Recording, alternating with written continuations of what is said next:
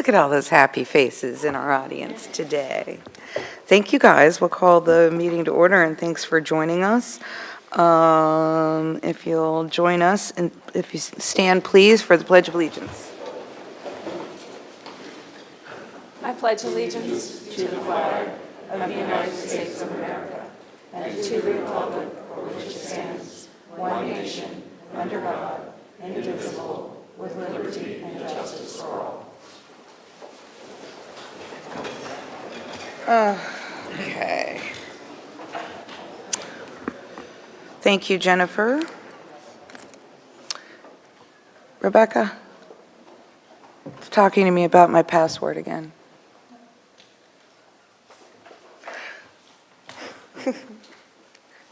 I'll just give it to you. Talk among ourselves? No. Okay, so just a couple of housekeeping items, or at least one housekeeping item. If anybody is here today to talk about the parking garage, we are going to be recommending postponement. Jennifer, did you want to say anything? Thank you, Mayor. Good morning, Mayor, Vice Mayor, and Commissioners. We reviewed the procurement process for the garage, and we're recommending that we postpone it to a time uncertain. We are still fully supportive of the garage's staff and recommending approval, but we need to go back through the process. And so we're asking that you actually table it this morning, and we'll bring it back to you in a later date. Okay, so I just didn't want somebody to sit here throughout the meeting waiting to talk for that item without knowing that that was coming.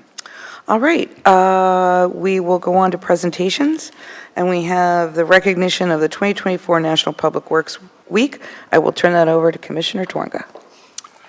Well, Mayor, I just went outside back there, and we had a whole group of professionals. And I think we ought to all have them come up, don't you?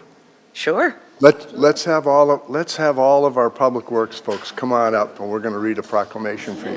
Let's go, baby. This means You don't get to let's sit go. down for this one. Come on up, everybody.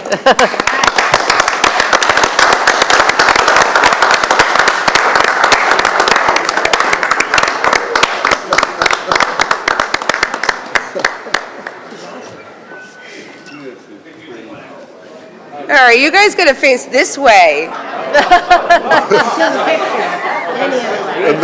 It's all right. And then you'll face the other way for a photo. Phil, right there. You guys just stand right down the aisle. It doesn't matter. All right. Well, welcome this morning. Fantastic. This is a National Public Works Week, May 19 to 25, 2024, Advancing Quality of Life for All. Whereas public works professionals focus on infrastructure, facilities, emergency management, and services that are of vital importance to sustainability and resilient communities and to the public health, high quality of life, the natural environment, and well-being of the people of the city of Dunedin. And whereas these infrastructures, facilities, and services could not be provided without the dedicated efforts of public work professionals such as you, who are federally mandated first responders, engineers, managers, and employees at all levels of government and the private sector, who are responsible for rebuilding, improving, and protecting our nation's transportation, stormwater, water supply, water treatment, sanitation systems, fleet vehicles and equipment, public buildings, and other structures and facilities essential to our citizens.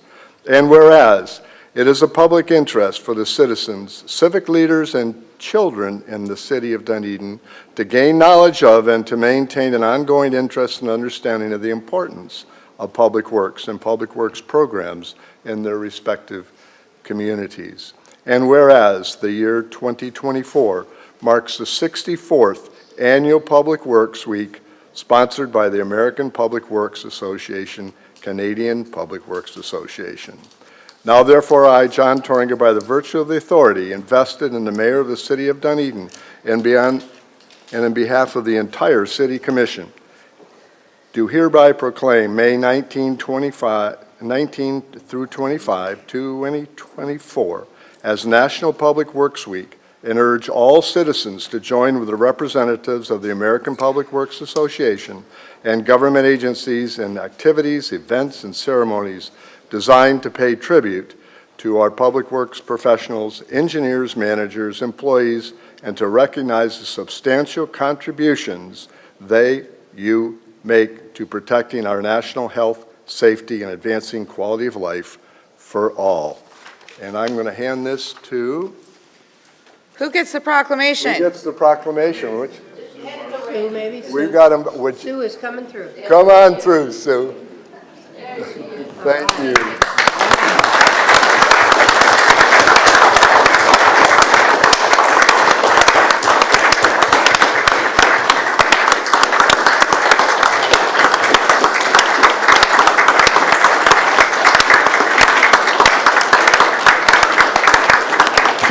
Hey, Sue, are you going to say anything? And we got a picture. I'm sure she is.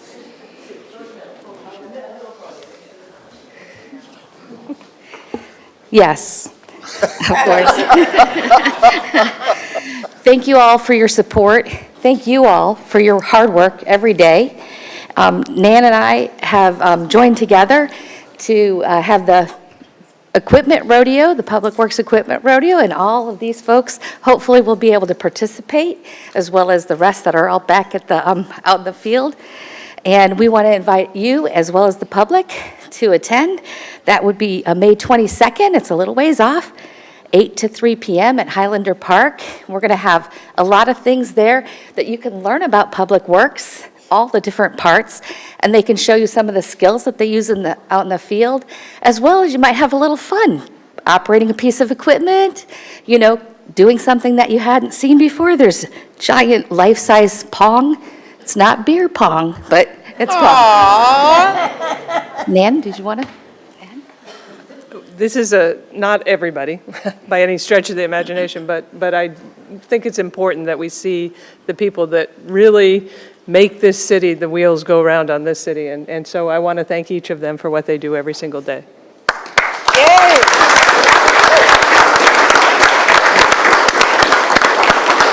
All right, girl, how do you want to do this picture? All right, you guys got to squeeze in this way. Yep, he's in. You're going to have to shrink down so they can see the commission.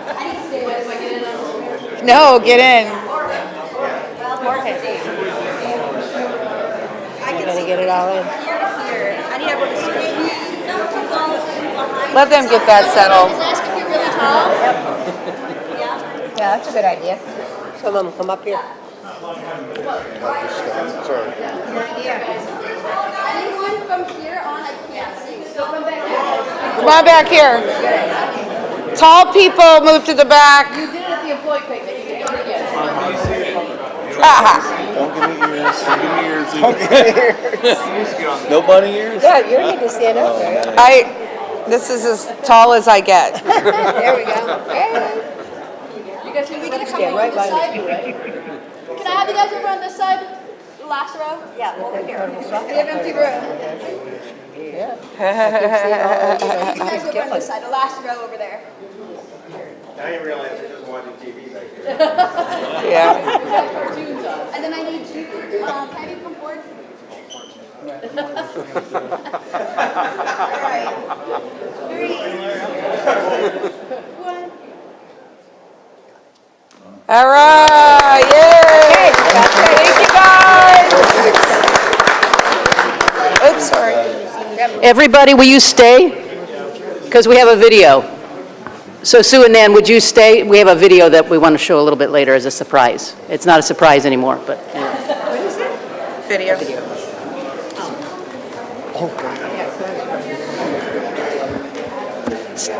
That's good. We have confetti cannons as well. Stop it.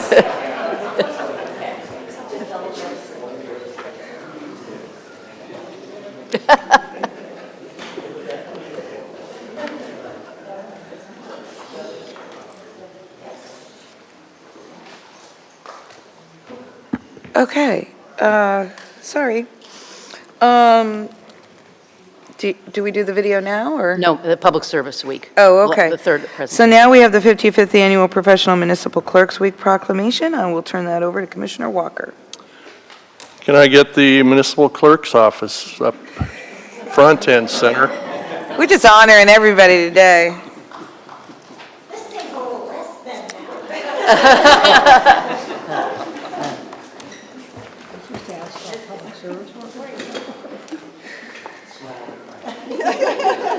That's right. So several months ago, I got to spend probably one of the most productive hour and a halves I've spent in quite some time with the municipal clerk's office to understand the breadth and scope of what they do. And man, they do a lot. And so it's my honor to read the Municipal Clerk's Week proclamation. Whereas the office of the professional municipal clerk, a time-honored and vital part of local government, exists throughout the world. And whereas the office of the professional municipal clerk is the oldest among public servants, and whereas the office of the professional municipal clerk provides the professional link between the citizens, the local governing bodies, and agencies of government at other levels, and whereas professional municipal clerks have pledged to be ever mindful of their neutrality and impartiality, rendering equal service to all, and whereas the professional municipal clerk serves as the information center on functions of local government and community, and whereas professional municipal clerks continue to strive to improve the administration of the affairs of the office of the professional municipal clerk through participation in education programs, seminars, workshops, and the annual meetings of their state, provincial, county, international, professional organizations. And whereas it is most appropriate that we recognize the accomplishments of the office of professional municipal clerk. Now therefore, I, Robert James Walker, by virtue of the authority vested in me by the mayor of the city of Dunedin, Florida, and on behalf of the entire commission, do hereby proclaim the week of May 5th through May 11th, 2024 as Professional Municipal Clerks Week, and further extend appreciation to our professional municipal clerk, Rebecca Schlichter, and to all professional municipal clerks for the virtual services they perform and the exemplary dedication to the communities that they represent.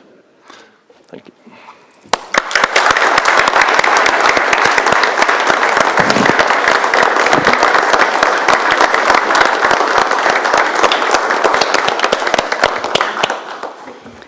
I don't get to be on this side very often.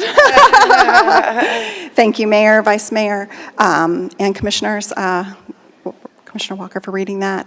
I thought real quick that I would do a little bit of clerk's year at a glance, just kind of of some things that are going on. Obviously, I announced a few weeks ago, Dunedin Citizens Academy is August 20th to October 22nd, and tomorrow, I believe, right, is the opening of the applications, so we'll be excited to get that going. We do have a municipal election, just in case nobody knows, November 5th. We currently have 3 candidates for mayor, 2 candidates for seat 1 and 2 candidates for seat 3. Currently, we have 26 active boards and committees.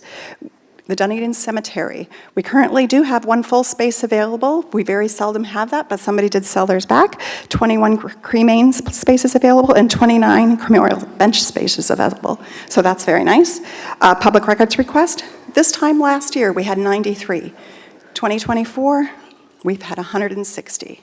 So our public records requests have been very active. Currently, I am serving on the Pinellas County Municipal Clerks Association. Say that a few times fast. As the vice president, so that we're active in that as well. But when I mention all of these things we're doing, I just need to let you know that these 3 are really the backbone of the clerk's office. They truly work hard for each and every one of you and every one of the citizens to make sure that everybody is treated equal. So I appreciate this, but really, this is your backbone right behind me. So thank you. Yay!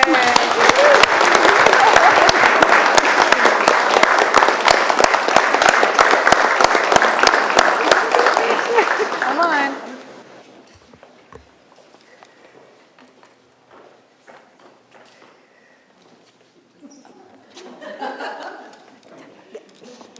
Three, two,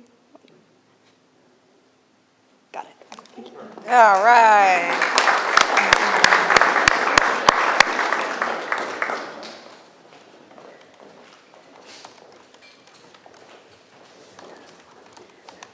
Are you announcing this? Yep, sorry. Yep, no, that is. Okay, and finally, we have Public Service Recognition Week. And I will turn that over to Vice Mayor Franny. Okay, so this is everybody, right? Yep. Yeah, so I won't ask everybody to come up again, but anyway, Public Service Recognition Week, and we know who makes us look good up here, so it's you guys. So, whereas Americans are served every day by public servants at the federal, state, and county and city levels, though these unsung heroes do the work that keeps our nation going. And without these public servants at every level, stability would be impossible in a democracy that regularly changes its leaders and elected officials. And whereas public servants make crucial contributions in every community across the country by providing a wide range of essential services to keep us safe and propel us forward. And whereas during Public Service Recognition Week, we express our gratitude to our public servants for their dedication to mission, service, and stewardship. And whereas public servants reflect the full diversity of this nation, and it is because of their remarkable resilience and dedication that we continue to transform our communities for the better. And whereas the City of Dunedin is especially proud of all city employees in our various departments who work tirelessly to make the city a truly special place for our residents, business owners, and visitors. Now, therefore, I, Maureen Mo-Franey, by the virtue of the authority vested in me by the Mayor of the City of Dunedin, Florida, and on behalf of the entire City Commission, do hereby proclaim May 5th through May 11th, 2024 as Public Service Recognition Week in Dunedin, and call upon all citizens to recognize the accomplishments and contributions of government employees at all levels, especially our very own City of Dunedin employees, and to show appreciation with demonstrations of gratitude. And again, I just want to say to everybody out here and citywide that you are the backbone. You are the backbone.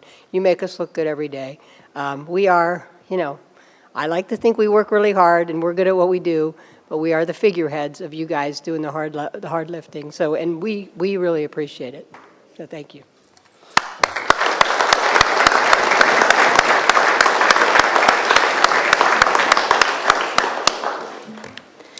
Good morning, Mayor, Vice Mayor, Commission. Teresa Smalling, Director of HR and Risk Management for the city. I am honored on behalf of my fellow employees to accept this proclamation. As Nan put it, every single one of our employees are valuable to the city and the way the city operates. And we would not be who we are today without them. So I'm going to ask them one more time. Go ahead and stand up and be recognized. Please.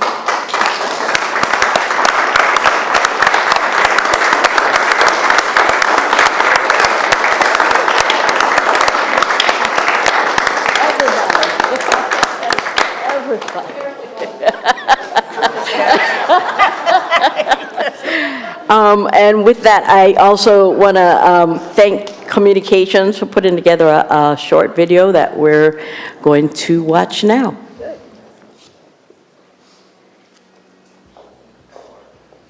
We work for economic development. Of course, we're always ready to welcome new businesses into our city.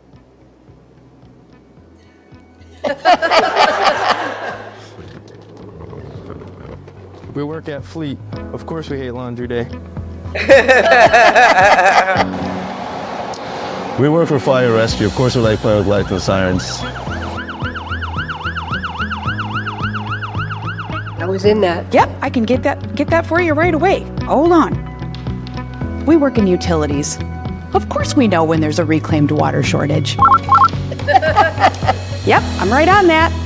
Of course I can edit out the about spot. No one could tell. I promise. We work in communications. Of course we like to be creative. I'll use AI. I promise it's gonna look great. We work at recreation, plan and manage. Of course we know how to juggle our activities. We work in wastewater. Of course we handle the rest. Your number 2 is our number 1. We work for the office of the city manager. Of course, we have to be great at multitasking. Where am I going? What meeting? Thank you. We work at solid waste. Our business is picking up.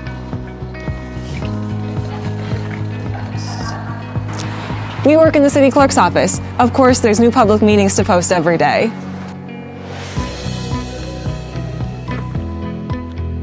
We work in engineering. Of course, we dread announcing road closures.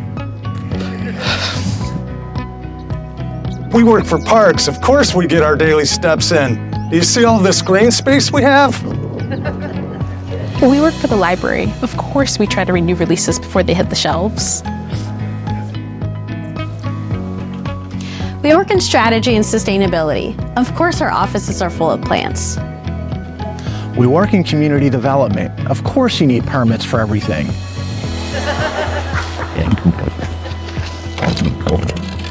Well, with Public Works, of course, we do all the heavy lifting.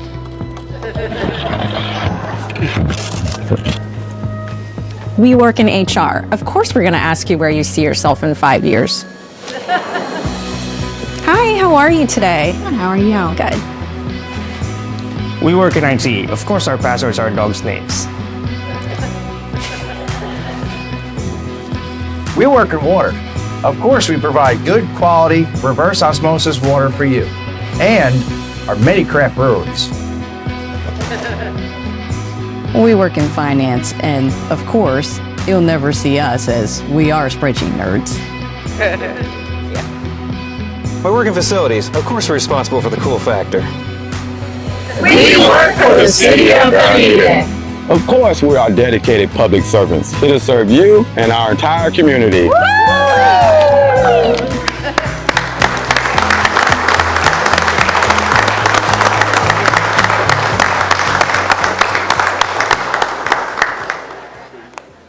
Man, that was rock star. Congratulations, communications. But congratulations to everybody that was a part of it. I think that really showed exactly who we are and what we do and what you commit to our community. So thank you. Good acting, too. Some really good Yeah, acting. I know. Great coaching by Brooke, too. Yes. Oh, yeah, photo. Teresa. Should we get everybody back? No, I'm just kidding. No, no. We got one. Oh, that was good.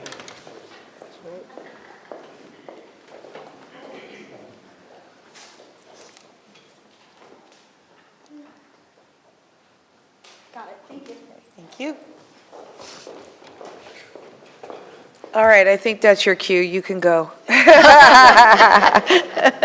guys don't have to stick around for all this whole meeting. But thank you for all the hard work again.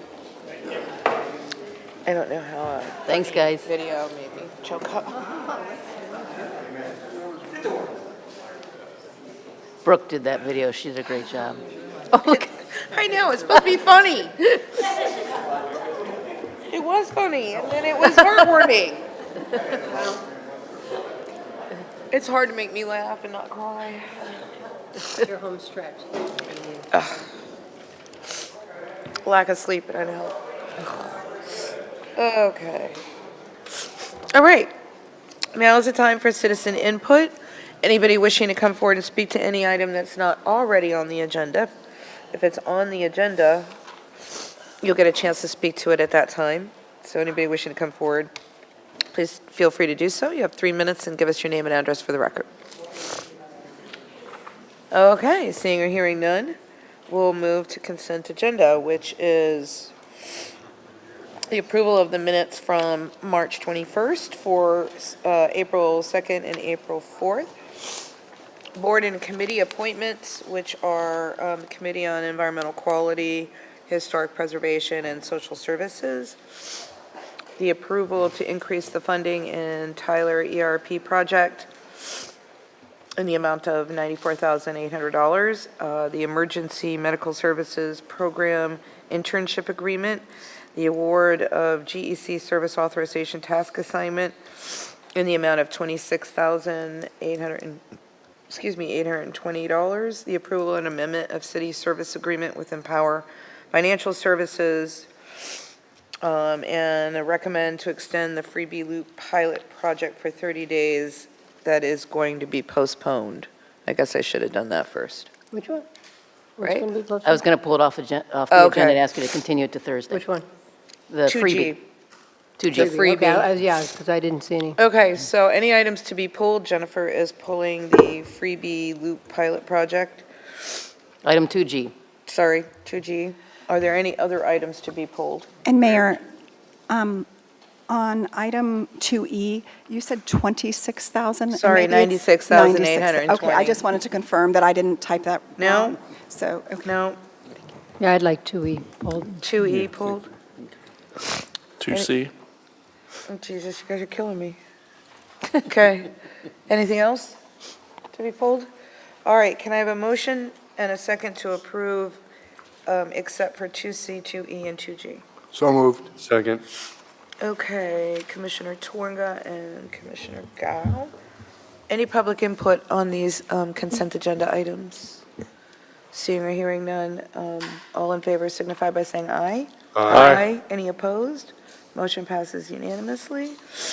All right, we'll go to item 2C, which is the approval to increase the funding in the Tyler ERP project. Commissioner Walker, that was yours, right? Did you Yes, just have ma'am. a question? Just a question. Okay, go ahead. So I went through this a few times. So is this an increase in budget request for these services for the ERP, or what does this constitute?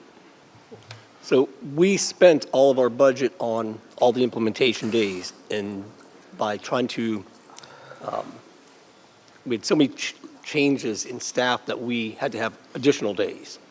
And it took us longer. We had additional pre-live days. We've had about 3. We're going to have going 4 weeks of post-live days. So we didn't have funding for those days. So this is what this funding is for, to pay for those days. Okay, I appreciate that. Now, was that as a result of an increase in scope, or? No. No? Okay, so this is really kind of just a budgetary action to cover the Yes. remaining days of implementation? Correct. Okay, great. That's all the questions I have. Thank you. Anybody else have any questions on this? Well, I wasn't going to say anything about it, but I will, since Rob pulled it. I had an extensive talk with the city manager about it, and I get it. I mean, we've had new people, and we're, training, but we know this has been a long time coming, and, I've talked to at least one person who uses it regularly, and I know it's not, it's on the struggle bus in some areas still, so we want it to function well. So I did suggest to the city manager, too, that as we're moving along, maybe there's a few of contractors that we know that regularly use the system, and maybe we reach out and make sure it's working well for them, as we also train our employees, because it doesn't sound like it's an issue. I mean, the employees are trying, so it's just, so I want it to be functional. So that wasn't a question, but I wanted to make a statement since it got pulled. Okay, anybody else? Okay, can I have a motion to approve? So moved. Second. Commissioner Walker and Commissioner Twarnga. Anybody from the audience wish to speak to this item? Seeing or hearing none, all in favor signify by saying aye. Aye. Any opposed? Okay. And we'll go to item 2E, which is the award of GEC service authorization task assignment in the amount of $96,820 for the North Douglas Avenue flooding alternative analysis. Was this you, Commissioner? It was. Vice Mayor, was there just a question? No, I actually would like an overview. It doesn't have to be extensive, but I think it's an important enough issue to quite a few of our citizens, so I thought we should at least do a little bit of an overview. That's what we're doing. Good morning. Nan Bennett, Director of Utilities. So this item is to bring in one of our general engineering consultants to help us look at solutions to sunny day flooding that has become a much more frequent event on North Douglas Avenue and San Mateo, north of Mira Vista towards where the road drains into Cedar Creek. We've had a number of days that it's perfectly sunny outside, and yet there's flooding on that street. And we've been meeting with the residents at various different times since the last hurricane event, because there was flooding during the hurricane as well. But the item that has caused them the most difficulty is the sunny day flooding. We have put our heads together as staff, come up with a number of potential solutions But we've asked the consultant that, it's Jones Edmonds and Associates that previously did our stormwater modeling, to look at these different ideas that have been brought forward by both staff and the residents and the consultants as well, and say, what is it that we can do to help give them some relief for some of this sunny day flooding, at least in the near term? So I think. That's fine. I mean, obviously, you know, we've got about 10 different things that are going to be looked at and picked out, 3 of them as potential solutions. So I just thought it's important, and I do agree with the direction we're going on this, because I think we have to kind of have a baseline and decide, you know, what can we do, what can't we do. The residents deserve that, so. Anybody else? Just a comment, if I may. Sure. Yeah, I like the way this was laid out. You know, in terms of, first of all, identifying the specific tasks, and then taking a look at the potential solutions. I do believe that my observation is that I think there's been a lot done to identify some of the root cause and corrective action things that might be in the realm of the possible. I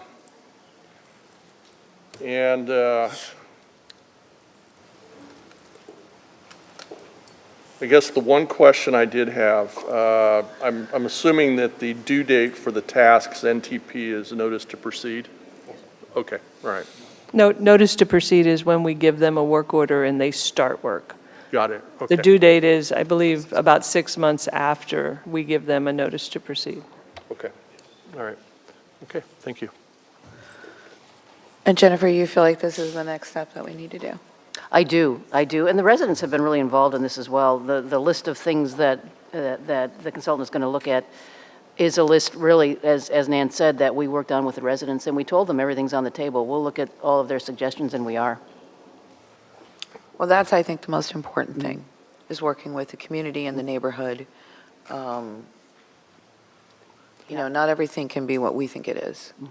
You know, it's got to be, sometimes we get so in our head in government process or standards that we don't listen to, you know, what other people, the common person that sees what is obviously right in front of them, you know, what they think. And I think that's really important that we do that. Yes. Okay. The mayor, I was also Yes, going to ma'am. say, and you know, to this too, all of us do, you know, other communities around Pinellas, around the state, are dealing with the same issue in some of their vulnerable areas. So I think, again, you know, kind of doing this very kind of detailed review on some of this stuff will help us in other ways as well. Yes. As we look towards It'll be a learning sustainability and process. sea level rise. Yeah. Sure. I agree with all of that, and I've had a number of detailed conversations. I think it's imperative that we do this and gain whatever we can as quickly as we can for not only for stormwater, but for all water coming into our community as a coastal city. So, thank you. You got anything over there? You usually do. But I don't want to feel left out. Why didn't that commissioner say anything? Yeah, no, I think it can never be too soon to study this, and getting resident input on this is vital. So, thank you. Thank you. Okay, anybody from the public wish to speak to this item? Seeing or hearing none, can I have a motion to approve? So moved. Second. Okay, Commissioner Gao, Vice Mayor Franey. All in favor signify by saying aye. Aye. Any opposed? Motion passes unanimously. All right, and then Jennifer recommending the postponement of the Freebie Loop pilot project for 30 days. Yes, just until Thursday. And so since the April 16th meeting, when we had the update on the pilot program, the commission had comments. I had comments regarding the levels of service. And we had a good meeting with Freebie. They are responding to those comments. We need an addendum to the agreement because it expires on May 2nd. And so I need an additional 30 days to work with Freebie to bring a changed, modified level of service and operations for the off-peak. timeframe, and then look at some other aspects that would address the questions and comments that you had. The city attorney's office has approved the addendum. It's a 2-page addendum, I think. We just didn't have enough time last night to get it to all of you. And so you need a couple days. We need to send it to you today, and I'm asking that you just continue this till Thursday evening. So moved. Second. Okay, Vice Mayor and Commissioner Gao. Anybody from the public wish to speak to this? Okay, all in favor signify by saying aye. Aye. Any opposed? Motion passes unanimously. Thank you. Thank you, Jennifer. All right, we'll move on to our action items.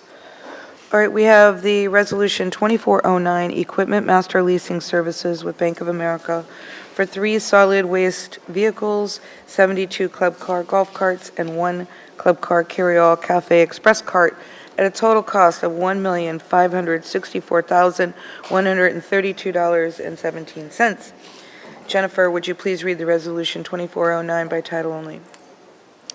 Resolution 2409, a resolution of the City Commission of the City of Dunedin, Florida, authorizing the lease purchase finance of the acquisition of a 2024 crane carrier battle motor New Way 20 CYD rear end loader, 2024 crane carrier battle motor New Way 31 CYD sidewinder, 2024 crane carrier battle motors New Way 40 CYD front end loader, 72 car golf carts, and 1 Club Car Carry-All Cafe Express golf cart, approving the form of and authorizing the execution and delivery of Schedule 3 to the Master Lease Purchase Agreement with Bank of America Public Capital Corp., approving the form and authorizing the execution and delivery of an escrow agreement in connection therewith, Argent Institute Trust Company, authorizing the execution and delivery of other documents required in connection therewith, making certain covenants and agreements in connection therewith, and providing an effective date. That was Resolution 2409, read by title only. Okay, can I have a motion to approve? So moved. Second. Okay, Vice Mayor and Commissioner Twanga? Les? Good morning, Mayor, Vice Mayor, Commissioners. Les Morning. Tyler, the Finance Director. As mentioned, this item is Resolution 2409 for Equipment Master Leasing Services with Bank of America. And this is for the purchase of 3 solid waste vehicles and also 72 Club Car golf carts and 1 Club Car Carry-All Express cart for a total cost of financing of $1,564,000. I'd like to give some brief background on this item. The City Commission awarded a contract to the Bank of America in January 2022 as a result of RFP 22-1195. The city entered into this contract with B of A on January 21st, 2022. The master lease agreement is for a 5-year term and will expire in January of 27. The purpose of the award and the contract with B of A is to identify a financial institution that our city could contract with to finance the purchase of various vehicles, the purchase of which the City Commission has approved. The lease or debt service payments are made in arrears on an annual basis. The City Commission approved the purchase of 3 solid waste vehicles as part of the fiscal year 24 fleet replacement plan that was presented to the Commission on February 6, 2024. In addition, the City Commission approved the purchase of 72 Club Car golf carts and 1 Cafe Express cart for use at the Dunedin Golf Club, and that was presented to the Commission on December 12, 2023. The City Commission was informed that city staff would finance the purchase of these vehicles. And the vehicles are listed in the staffing report background section, and I'll briefly go over them. There's a 2024 crane carrier battle motors with a 20 cubic yard rear end loader. The cost of that is $326,000. There's also a 2024 crane battle motors New Way 31 cubic yard sidewinder. The price of that is $416,000. The next is a 2024 crane carrier New Way 40 cubic yard front end loader. The cost of that is $374,000. And then we have, for the golf carts, they're 2025 72 Club Car golf carts and 1 Club Car Carry-All Cafe Express with a total cost of $447,724. One of the solid waste vehicles will be delivered any day now. It should be here in early May. And the other 2 solid waste vehicles and the golf carts are expected to be delivered in October 24 or sooner. The total cost and borrowing amount will be $1,564,132. Bank of America has proposed an interest rate, tax-exempt interest rate of 4.16% over a 5-year time period. The annual payment will be $352,957, and that payment will be, a portion of it will be paid by the golf course fund, which would be $101,031, and the remainder would be paid by the solid waste fund, and that amount is $251,926 every year. The 5-year total cost with interest totals $1,764,000, and the total interest paid over the 5-year period would be $200,652. The city will be required to enter into a master lease with Bank of America for this process to purchase these vehicles. Jennifer Cohen, our city attorney, and Dwayne Draper with BMO, our Bond and Disclosure Counsel, have reviewed the terms and conditions of these agreements and find them acceptable. Also, Dwayne Draper is here today to assist with any technical questions that may come up. Acceptance of Schedule 3 within the master lease agreement requires approval of Resolution 2409. Staff is requesting that City Commission approve Resolution 2409 and authorize staff to enter into a master lease agreement with Bank of America to borrow $1,564,132 to finance the purchase of these vehicles. And I want to mention that, it says lease, but this is, in my mind, it's a loan to finance vehicles. When these vehicles delivered, they're our asset, we own them, so I just wanted to clarify that. That concludes our comments, and any questions, happy to answer them. Thank you. Questions for Les? I do have. Thank you for the presentation, and I appreciate you pointing out that that lease is really a purchase. I had a long conversation again about that. I remember when we did that years ago, and there was some confusion about that. So I think that's important, particularly because we have two different kinds of vehicles here. Both are for pleasure, of course, because if that don't happen, we have a problem. But on the golf course vehicles, a little bit different. And frequently they will exchange those vehicles out, and they do lease them from a company. And so, in our particular case, we're taking care of that our own financing for that, and it's in the form of actually of a purchase. So, our leasing agreement is really internal, and when we wish to replace those golf carts, then we'll do so, and we get a nice penny back on them. When they do that, frequently it's common in the industry.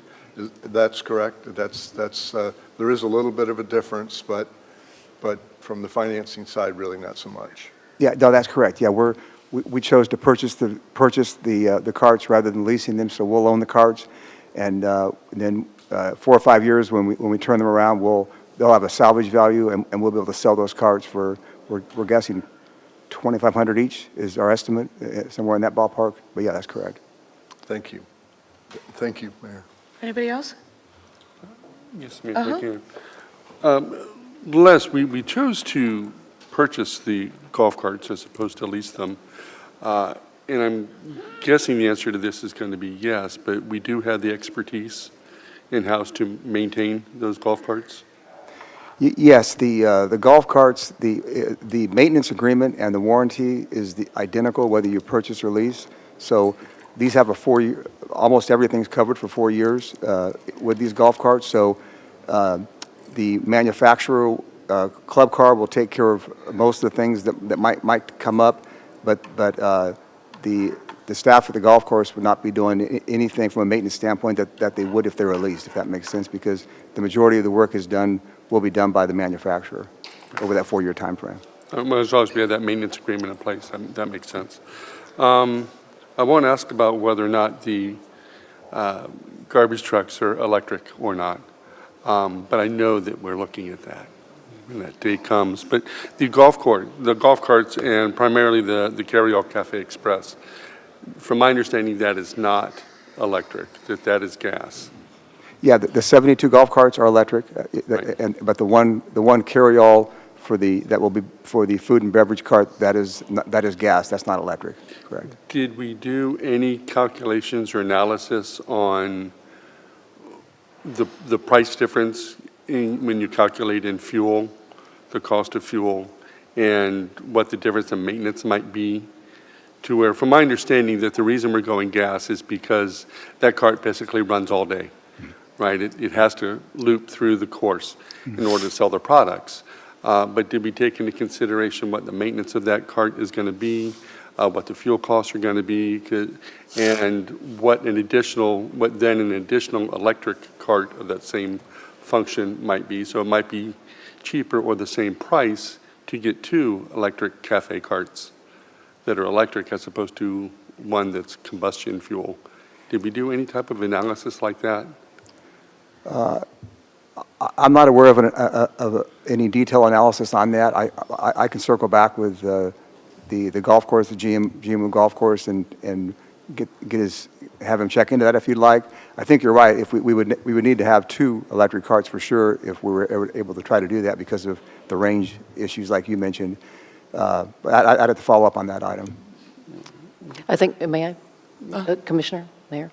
The gas-powered beverage or hospitality vehicle, that was really the recommendation of the golf course as well, and Blair Klein, just because the way that it loops around the course. If we were to have 2 hospitality carts, if you will, we'd have to stock both of them as well. So we did not run that analysis. We can circle back and have a look at it, but it was the recommendation of the Golf Pro and the Director of Golf Operations. And I can appreciate that, and I understand that, but also the recommendation from a golf pro that's been in it for 30 or 40 years might be a mindset, more of an analysis decision. And so if we should always be doing that calculation to make sure that we're meeting current standards, we're moving forward instead of same old type of thing. And yes, you would have to take both of them offline to charge, but if they're running independently, while one is charging, one is moving, and so they're not both moving at the same time. Can I ask a question on that? How much did you? And you might have said it and I missed it. Did you say how much the carry-all cart is? I don't remember individually how much the carry-all cart is. Do you, Les? I don't remember the individual price. No, I don't believe. I think it And was. it's in here all as one lump sum. Mm-hmm. Yeah. Right. Yeah, because I mean, what you're saying is, look at the price of the cart, and is it worth it to have 2 Right. electric versus one gas? Right, gas? right, and considering the maintenance on the fuel, and then the maintenance on the fuel cart, also the fuel for the fuel cart, taking all that into consideration. We can have a look at it. I mean, maybe I'm dreaming this, highly possible I'm dreaming this, but I was thinking we actually asked that question when Blair was here and we were talking about the package, but maybe I'm dreaming that. No. Did we? Didn't he kind of answer it? Because Did he? Well, then I'll circle back, because I just don't remember. Yeah, I was thinking that he did. So thank you. Yeah. Because it would make sense to do this came before us, that I would have asked the question then as well.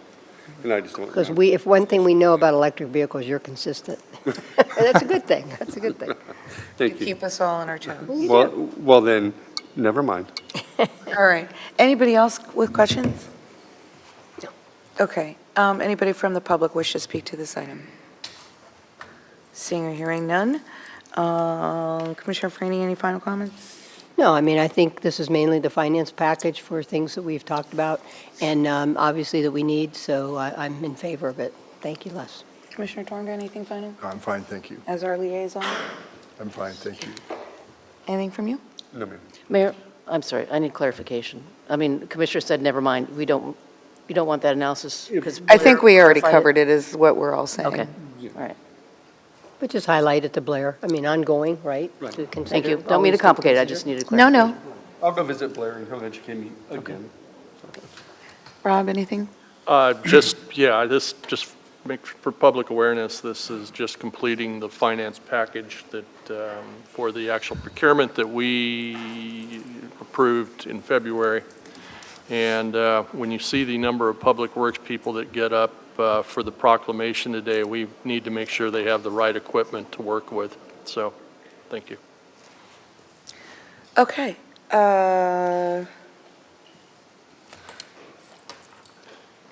I'm excited to move forward.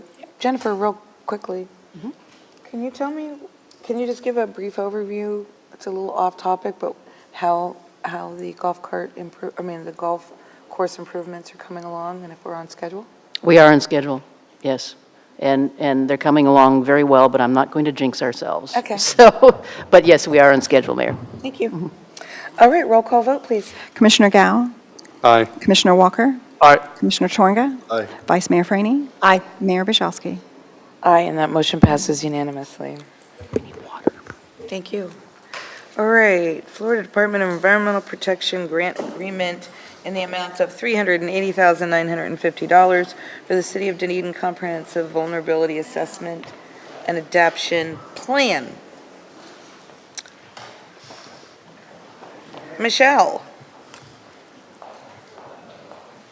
Good morning. Good morning. Michelle Monteclaro. I'm the Environmental Program Manager for the City of Dunedin, and we are very excited to bring these two agenda items before you all for the Florida Department of Environmental Protection Grant Agreement for $380,950 for the City of Dunedin's Vulnerability Assessment and Adaptation Plan. This funding is eligible for a cost reimbursement upon the City's Commission's approval today. So as we mentioned during our stormwater rate study, and just to kind of bring you all in line and to connect the dots, we implemented a resiliency implementation program under the rate study, under our capital planning. And the first project that we really prioritized was our vulnerability assessment and adaptation plan. This project is extensive in its nature. It covers, flooding impacts in the city. So we're looking at rainfall, we're looking at sea level rise, storm surge, and tidal flooding. And then also what critical assets we need to protect or city facilities we need to protect. And then what is our adaptive capacity or strategy that we're going to use to make us more resilient as a city. Once this project is completed, we will present our final results to you all. We're aiming for early March of 2026. So the second agenda item, I'm just going to go into it, is to recommend the award of this grant to the General Engineering Contractor Service Authorization to WSP Environment and Infrastructure. They have a lot of professional and experienced resources and really an impressive track record conducting vulnerability assessments throughout the state of Florida and even in the local Tampa Bay area. So we do have a WSP representative here. His name is Nabil Bonway, and he's a professional engineer and a certified floodplain manager. So if you have any questions for us, we can take those now. Thank you. Okie doke. Questions for Michelle? I'll start this way. Michelle, thank you for the presentation. Did I hear you right that we hope to be done with this by March of 2026? Yes, that's correct. Is that, okay. Okay, I don't know why I think that's too long, but I understand. I just want answers today. No more questions. Comments, no more questions. Any questions, Rob? Just in terms of so my understanding of the way this works from a cost reimbursement is the grant basically reimburses any cost to the city. Is that correct? Correct. So as we move along the project, there are different tasks in the project, and once we complete a task, we submit for reimbursement through this grant. Okay, and just in terms, and I know I think this has been a long time coming, but so my question isn't, but is there been any sort of pro forma done that would to basically predict the cost from the city's budget? I guess the question is, do we anticipate that this is what we're going to have to end up paying out is going to exceed what we're getting back in the grant? It's the same amount. Same amount. Okay, Correct. perfect. All right, thank you. Vice Mayor? So there is a representative for WSP? Yes. So would you be willing to come forward and just tell me who will be the lead on this project and kind of your view of the project? Yeah, sure. I can step up. Yeah. Yes, stop voting right here. Yeah, that's great, or whichever. It's fine. This is important to us, so I want to look you in the eyes. It's important to You're us as going to do an well. amazing job. Thanks. Okay, go ahead. So yeah, my name is Nabil Bawani, professional engineer and CFM with WSP. Just to give you guys a little more background myself, I worked for the city of Clearwater in Pinellas County for about 8-9 years. So I know this area and I frequent Dunedin quite a bit. And so this project is important to me just as much as it is to you. A little more on the background of the project. It's FDP grant funded, fully reimbursed. WSP helped apply for that, and we eventually won it. So hopefully that helps the burden for the residents. As far as the project background, WSP will be conducting data collection. We'll be doing sensitivity and exposure analysis. And eventually we'll be coming up with some adaptive strategies and solutions, including maybe identifying some funding strategies. So a little more on, I guess, is that sufficient? So are you technically the coordinator of the project? I will be for the project company? manager, You will actually. be. So what does that mean in terms of your percentage of time dedicated to the project? It's an extremely important project for me. I'll be committing quite a bit, whatever needs to be done, really. But I'll be running it from day-to-day financials. We have an extremely talented team behind me. Some of them are international. Like Michelle mentioned, we've done these quite a bit throughout the state. We're kicking off a few right now, and hopefully that leads to some efficiencies for the city. We're kicking off in Charlotte County. We do a lot of this work down in Monroe.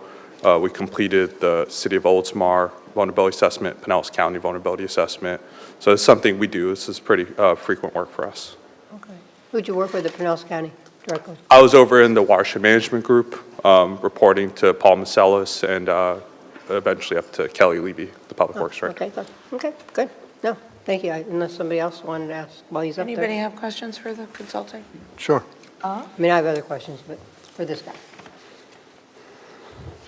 I was just, okay. Go ahead. So Yeah, I got it. this presentation that you're going to end up with, or we're going to end up with, is a distance off in the future, unfortunately. It is. And I assume there's no way to sort of speed that up. That could be a question. Yeah, sure. Let me get a little more. I'm sorry, so for the deliverables to us, obviously, there's quite a distance of time, and probably some of it needed, of course. So that's one question. And the second question that goes along with that, this allows us to seek grants, correct? Perhaps federal grants and gives us a step up on that. So obviously, there's a tremendous advantage to that, and there's a tremendous advantage to have that as soon as possible. So the big question is there any way that this can be sped up a bit, or? So a little background on the way the project delivery is going to go. We have the vulnerability assessments, the first phase, if you want to call it that, but it's a major deliverable. In between there, we do have a couple public meetings that we'll be undertaking. So there'll be opportunities for more information to get spread out to the council. Also, sorry, what was the second question? I could have asked the staff this as well, but I was asking about the sort of essentially the speed of getting the information that would allow us then to accomplish some of the For grant funding. So yes, as far as, so the total project, it seems lengthier. It's essentially two projects in one. A lot of communities have done just vulnerability assessment, and then that's been the completion. They go back out for FDP for additional funding, and they complete adaptation plan. So this is kind of two projects lumped into one, and hopefully that does have some efficiencies. As far as funding strategies, WSP is really proud to have just worked with Pinellas County for their FDP grant funding. We're able to win quite a bit of funding, millions. What we'll be able to produce is a better idea of risk and associate dollars with that, which FDP really finds favorable for increased funding. So we're hoping that once we're complete with the vulnerability assessment, we should be really well positioned to help the city get funding. I see we have staff straining to jump in. Yes, I know, no, it's okay. But we are kicking off this meeting on May 6th, so we are starting as soon as we can. I've met with our GIS administrator, and we're trying to line up our ducks in a row so that we have the data available to hit the ground and run. So we understand the importance of getting this work done. Hi, Mike. Sue Bartlett, Public Works Director. Also, in the packet, there is a schedule with the tasks and the anticipated task due date, which we worked with WSP as well as with DEP to come up with a reasonable schedule. Of course, we're going to do everything we can to do this quickly as we can, but we have been assured by DEP that when the data is placed in, we will be eligible during that process for some of the funding on some of the projects that we have brought before you. And then the adaptation plan is that big deliverable that is 26, where we come up with these strategies for some of the tidal influences that we're seeing, sea level rise, as well as, storm flooding. So that's where we're going to come up with some more projects and bring some other alternatives to you. But just even on our known projects, again, we've had plenty of meetings with DEP, and they have assured us that we will be eligible when we get this initial data put in for the vulnerability assessment. Great additional information to that question. Thank you.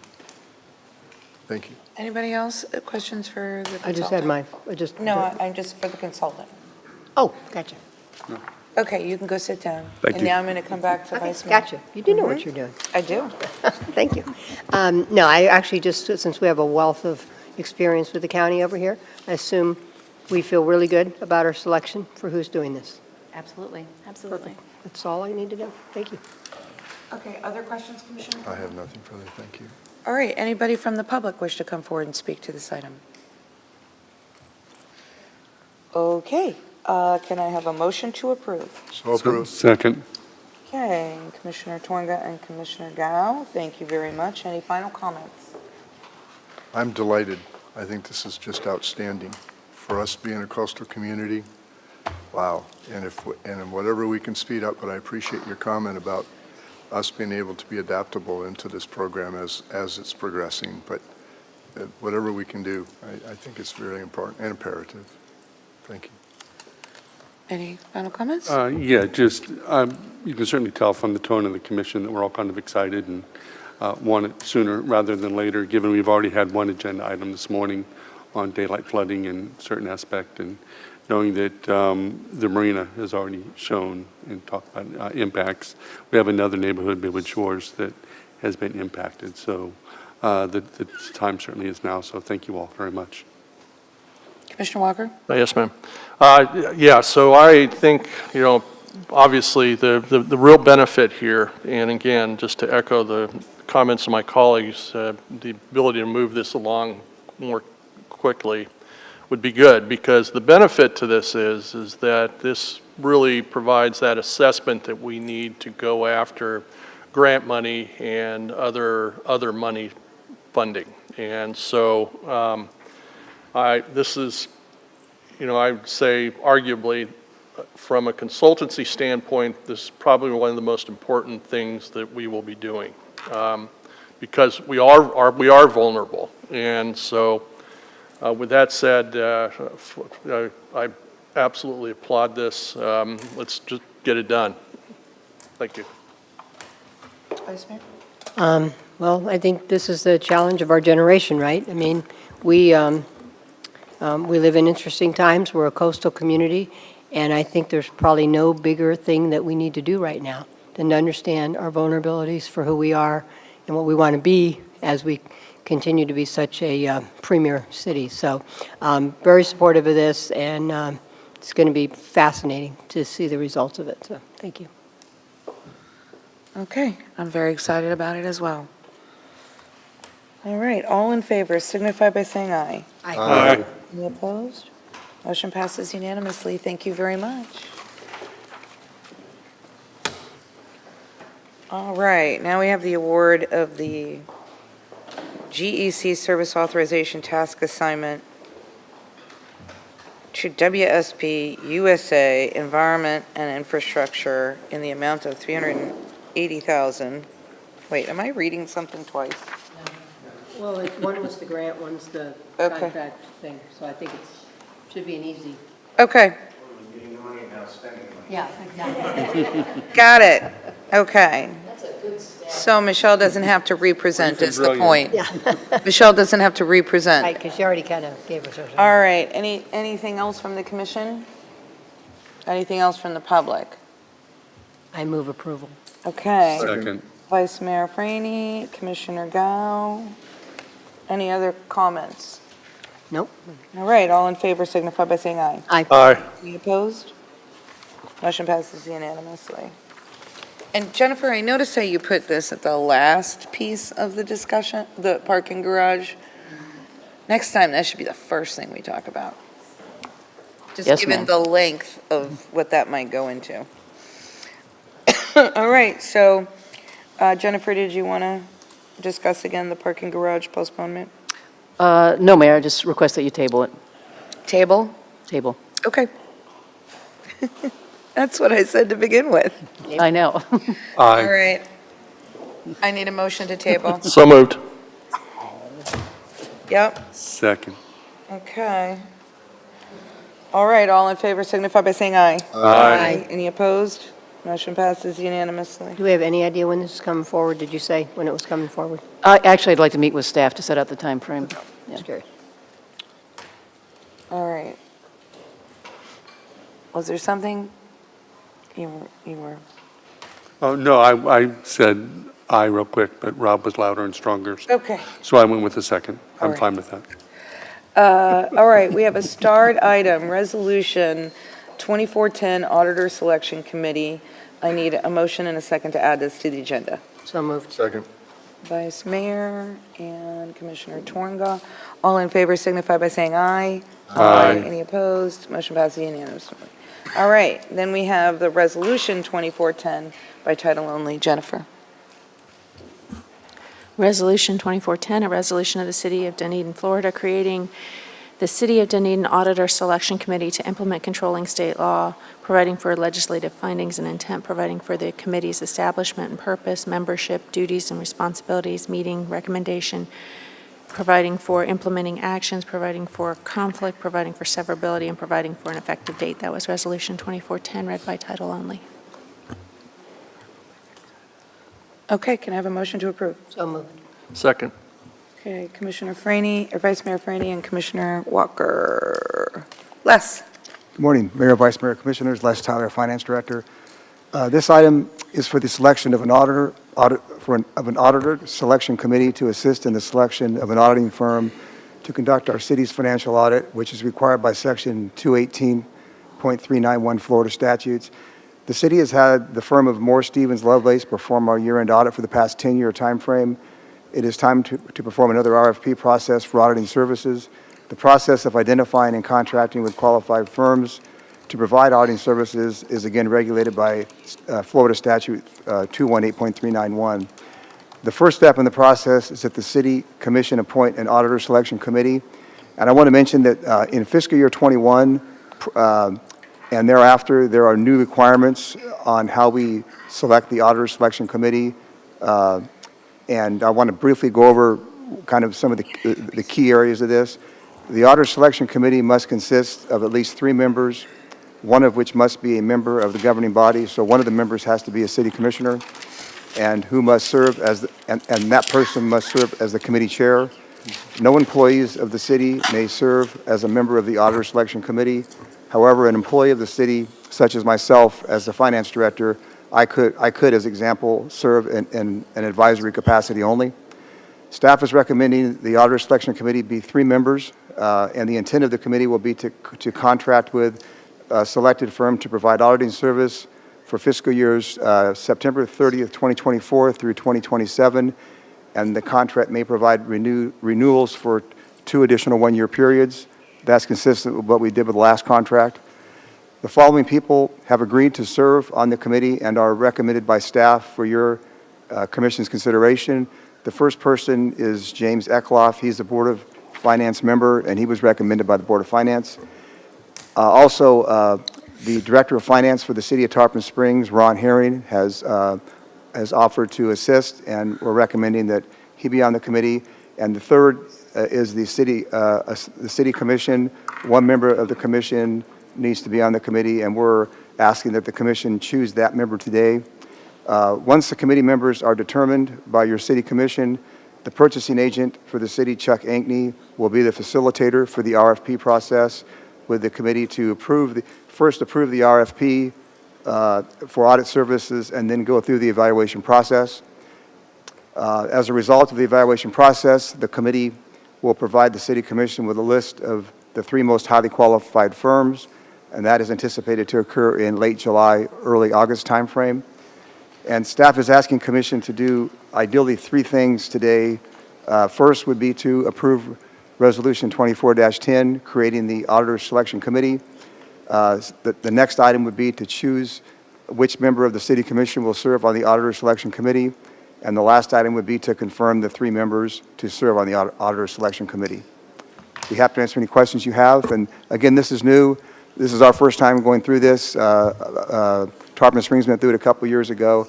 But it is, and I want to thank Jennifer Cohen for assisting me with the resolution and the staffing as well for this item. Thank you. Okay, any questions for Les? Or any of the Jennifers? Okay, anybody from the public wish to speak to this item? All right, final comments, Commissioner Franny, or Vice Mayor Franny? This is the first item only? First item only. No, I have no comments. I mean, I think it's probably a good process. I'm not sure exactly why it was legislatively done this way, but I'm sure it's just kind of one arm's length to make sure, no undue influence by the finance group that's going to work closely with the auditor, even though I have great faith in Les. Anyway, so yeah, I'm in favor of it. Okay, Commissioner Walker? No questions on the first item. Comments? Oh, comments. Yeah, I guess I'm kind of surprised that this hasn't been in place before, because I would think this would be a kind of a normal part of the process of due diligence. But no, this is absolutely, in my opinion, the right thing to do. So, thanks. Commissioner? No, it's the right thing to do. No comments. Commissioner? This sounds excellent. Thank you. I thought it was overreach by the state. I just have to say that. I thought it was a lot of overreach. I'm not saying the process is bad, but again, I thought it's overreach. And I think to have an elected official on an administrative, internal decision-making, and I mean, I know that they report to us, but not in all cities, do they? And I just thought it was real overreach. I'm fine with moving forward with the process. It's not that. I think to legislate, to have this as a state law is overreach, but that's just my humble opinion. Okay. Roll call vote, please. Commissioner Gao? Aye. Commissioner Tornga? Aye. Commissioner Walker? Aye. Vice Mayor Franny? Aye. Mayor Brzezowski? Aye, and that motion passes unanimously. Okay, now it's time for us to select one of our colleagues to be on the committee, the selection committee. So I would like to get nominations, please. Commissioner Rob Walker. Okay, are there any other?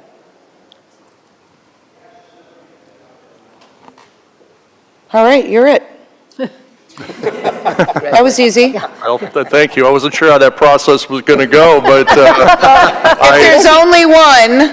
I full-heartedly accept. I'm excited to do it. Thank you. Okay, thank you.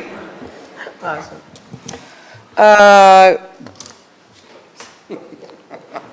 We don't need to vote, right, because there was only one nomination? We don't need to vote for the final membership of the commission. Okay, so can I have a motion and a second to now approve the Board of Finance member, the Tarpon Springs director, and Commissioner Walker? So moved. Second. Commissioner Twanga and Vice Mayor Franny. All in favor signify by saying aye. Aye. Any opposed? Motion passes unanimously. Thank you, Commissioner Walker. It is absolutely my pleasure to serve again. Thank you. I'm glad to know you accept. I hadn't heard the acceptance yet, but that's good enough. All right, the proposed agenda for May 14th work session, are there any changes? Seeing or hearing none, can I have a motion to approve? So moved. Okay, Vice Mayor Franey Second. and Commissioner Gao, all in favor signify by saying aye. Aye. Any opposed? All right, motion passes unanimously. All right, so let's take a little 10-minute break or, something between our action items and our informational items. Up next is our Beltry Street Safe Streets concept and the legislative post-session report. That in itself are two very large items to tackle. All right. Thank you.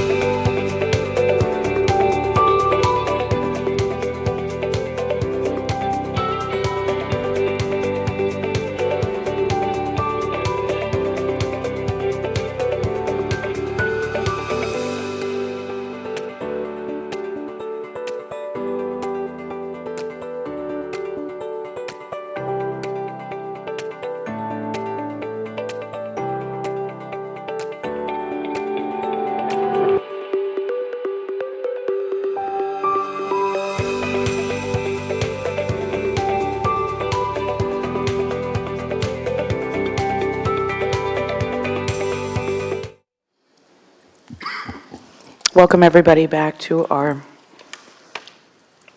April 30th work session. We are going to move on to the Beltrees Streets, Safe Streets for All Concept Plan Technical Report. Jennifer, did you have any opening remarks? I don't, Mayor, no. Okay. George?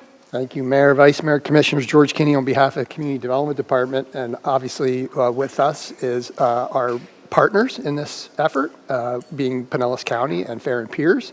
And Kathy, our illustrious project manager, will introduce those folks as they are prepared to make a presentation. So we've had the pleasure to work with both the county and the consulting group through this effort to administer the Beltrees Safety Grant. And as you know, the limits of that study are the Beltrees corridor from Patricia all the way to Edgewater. The project goals were obviously to identify safety opportunities and complete street opportunities for implementation. And that's, what this draft is, and I think Kathy will talk to you a little bit about that. It is a draft plan that is talking about potential implementation mechanisms that would obviously come forward once funding is identified and the commission is satisfied with whatever those recommendations are. So as you know, there's been considerable public input, and again, the team's completed the draft, and with that, I'm going to kind of turn it over to Kathy to talk about what we're hopeful to get from this afternoon's conversation. Okay. Welcome. Thank you. So this is the Beltrees Safe Streets for All project, and as you know, we've been here before. We presented the first of our recommendations a couple months ago.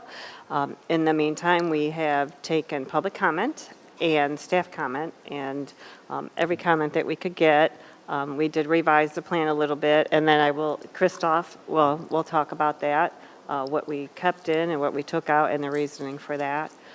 So the final project, the final report that will, if approved by the commission, all the projects in the plan are just that. They're just a plan. They're a concept plan. What happens next after the commission, if you decide to approve the plan and all the recommendations in it, what will happen is staff will go through those, go through the plan, and find the projects that are most feasible, most cost-effective, and we will work with our engineering department and see which one of the projects are most feasible. We realize there's right-of-way issues. We realize there's tree issues. We realize a lot of other problems out there, but we want to be sure that we have all the data, and we're going to need other partners to partner with us to see which one of these projects are feasible. And then once we get a list of those, then we will work with Forward Pinellas again. We'll work with Valerie and her group, and we'll get funding. We'll try and get funding for those projects. So right now, this is just a concept plan, and it's just a recommendation plan, and nothing is going to be implemented anytime soon without commission direction. Commissioner Franny had a clarifying. Just a quick clarifier. Clarifier. So we'll see this multiple times before anything's actually done in terms of approval. Oh, absolutely. Absolutely. All the projects that will come forth in front of the commission for approval. Okay. Thank you. Okay. Thank you, Mayor. Go ahead. Appreciate that. Thank you. And I'm going to turn it over to Christoph, who is a project manager for the Fair and Piers and for Pinellas side. Thank you, Kathy. Good morning, Mayor, Vice Mayor, members of the Commission. Christoph Devassi with Fair and Piers, here to talk to you about the Beltrees Safer Streets Plan. Before I dive into the presentation, what I was hoping to do today was give you a brief recap of some of the alternatives the initial alternatives that we presented to you all last time we were here, where we got some feedback from you all, from members of the public. Staff had a chance to review and show you what's changed from that initial set of recommendations and where we are today. So in terms of short-term recommendations, there were a couple of things that we thought could be done in the short term. Double up some of the warning signs at the trail. So a neighborhood traffic circle at Broadway. We were recommending some speed feedback signs at 6 locations along the corridor. The potential of automated speed cameras within the school zone around Douglas and Milwaukee. the installation of backplates at the signal at Douglas Avenue, and then relocating some of the school zone flashers to be in line with the pavement markings. So those are the ones that we thought could be done in the short term. I'll go through these quickly, going from west to east along Beltrees. The first recommendation was to one-way the segment between Edgewater and Douglas westbound to give the space to provide some bike facilities along the segment. This is at Broadway, we're recommending for the traffic circle, the neighborhood traffic circle, it was originally supposed to be done with paint and bollards, some temporary materials, but having it be permanent with a raised intersection. I'm sorry, can you go back to that a little? Sure. Just go a little slower? Say it again? So the traffic circle at Broadway, originally we had it, from the short-term recommendations, was supposed to be done with temporary materials. So it would be a quick build project. And then as part of the long-term project, it would become a permanent neighborhood traffic circle. So it would have an actual raised island with landscaping and sorts. Okay. And so is that changed? Yes, it has changed. So this is just a recap of what we presented originally, and then when we get further along in the presentation, I'll show you what, based on the comments and the feedback that we got from you all and from staff, what's changed and Okay. what the alternatives are now. Okay, thank you. Going from Douglas to Milwaukee, we're recommending a 10 to 12-foot shared use path on the north side. Also providing some crossing opportunities with the rectangular rapid flashing beacon, so we'll call those enhanced crosswalks along the segment. At the intersection of Milwaukee, we were recommending another mini roundabout or traffic circle. Converting from a traffic signal to a mini roundabout. And then moving further east between Milwaukee and Patricia, having a separated on-street bike facility, two-way bike facility, with some crossing opportunities also between Milwaukee and Patricia. And so that's what we presented last time, and I will show you how these concepts have evolved based on the feedback that we've received from you all. So what we're presenting today will be two alternatives. The first one, which is an iteration of what we showed here, where we heard from the commission that maybe the idea of having it go westbound may not be the best, and so we're leaving it kind of open, whether it goes eastbound or westbound. Is something that can be vetted further along, in the process once it becomes actually an actual project. Really, what you would be doing is putting "Do Not Enter" signs. So whether it goes on the Douglas side or on the Edgewater side is something that can be determined further along. And then, as part of alternative one, wouldn't be a neighborhood traffic circle at Broadway, so that one is going away. Alternative two, we were asked to look at the possibility of having the shared use path provide a shared use path between Douglas and Edgewater. So instead of having the one-way between Edgewater and Douglas, having a shared use path by widening the sidewalk on the north side. And the shared use path that we were recommending on the north side between Douglas and Milwaukee, having that switch to the south side closer to the school. So those are the alternatives that we looked at and evaluated some of the impacts of those alternatives. So here, as you're seeing, it's for illustration purposes, we still have it shown as westbound, but again, like I mentioned, the possibility is to go eastbound or westbound. We're taking away the traffic circle at Broadway, and so now it would just become a raised intersection with textured pavement. So with alternative two, here we're showing if we were to widen the sidewalk on the north side, what it would look like. So one thing I want to mention with this one was that there would be some impact to trees. There's a buffered area between the sidewalk and the street that would need to be narrowed. And so the trees that are there right now would most likely need to be switched to something that would be smaller. So it would go from a 9-foot buffer to a 5-foot buffer.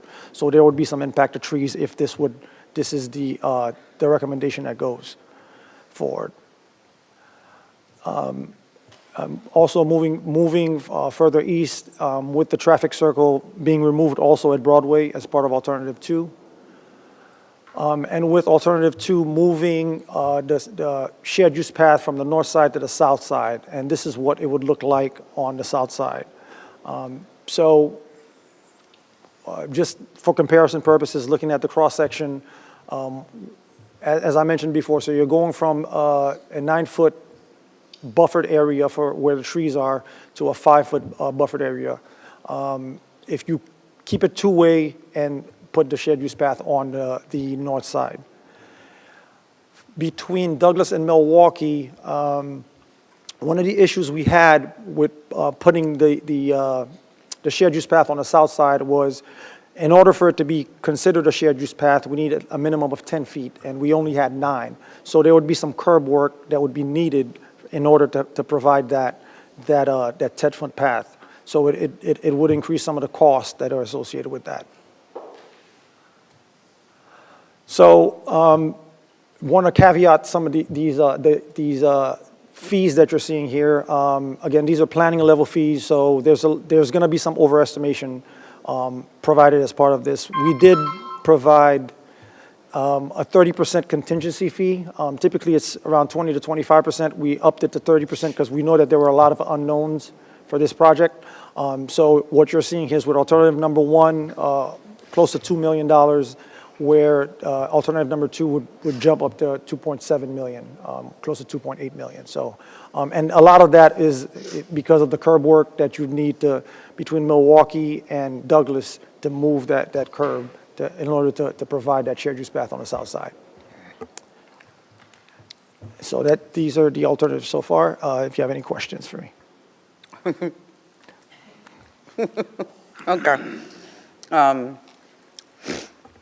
Just let, excuse me, this is what I get for eating while I'm trying to talk. I almost choked it up.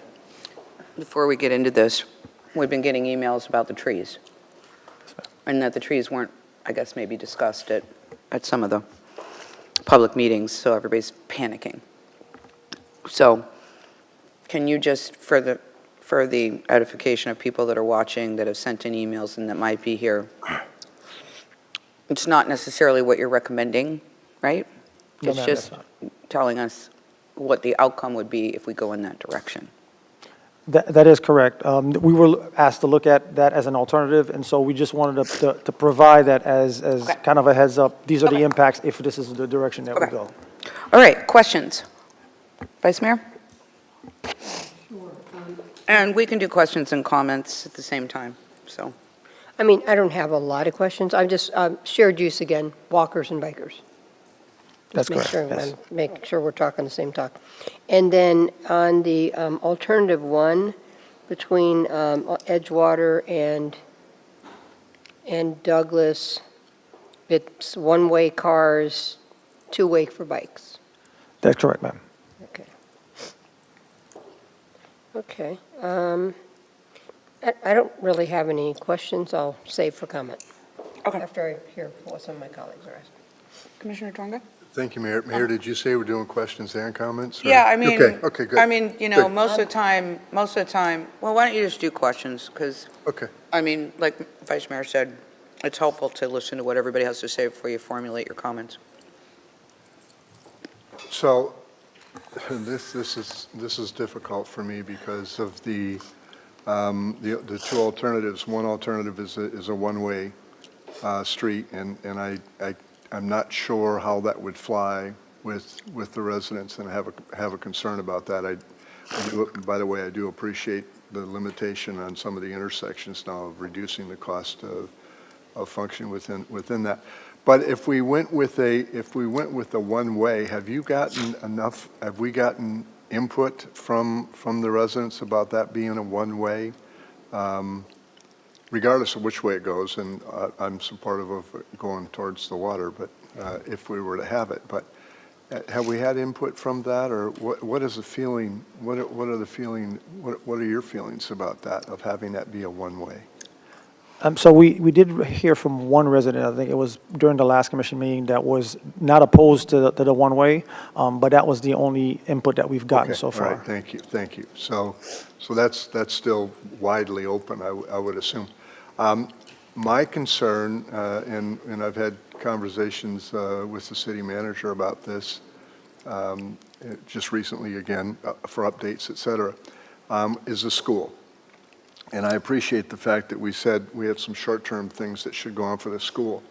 So for me, whatever actually needs to be done for the school, I would hope that this doesn't get put in this big project and then sort of get delayed.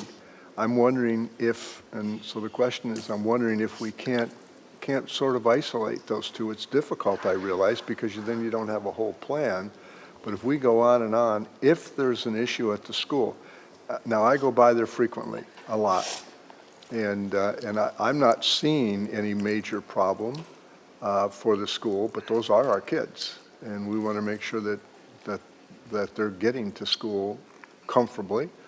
And it's been implied that there are some issues about that. Can we separate the school part out and make sure that that's as comfortable as can be as soon as possible? Or is that fundamentally interfere with the funding by doing pieces?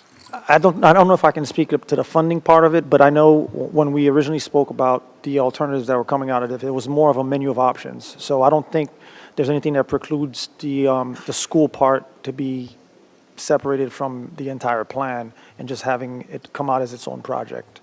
And Mayor, forgive me, I just see somebody shaking No, their head come on, there. you can come up to the microphone there. Thank you. Valerie Brookins with Ford Pinellas. So I just want to speak to that where, like Christoph was saying, it is kind of like a menu. It's not like you're voting on, oh, alternative 1 or alternative 2. All these can be improvements, and especially when we go look for funding, some funding buckets are just school-related. So it's kind of, we can pick and choose. Those are, in more defined improvements, so you don't need to do the whole roadway just to improve, movement within the school and safety for the kids. So as we look for other grant opportunities and funding sources, some of those can be pulled out. Well, I'll reserve that for my comments later then, certainly, because I'm quite supportive of a particular direction. The trees, that has always been noted as a treed area when you go down there. I would almost like to would suggest that we might even want to consider a parameter about those trees, that those trees probably should stay there, and we have to sort of work around the trees, it would almost seem. I don't know if you've received a lot of communication about the trees. I have not. But I would imagine that I would if we got into talking about doing something with those trees on that street. So have you received a lot? Have we received a lot of information about that yet, or we're still cultivating that or still developing that information? I think so.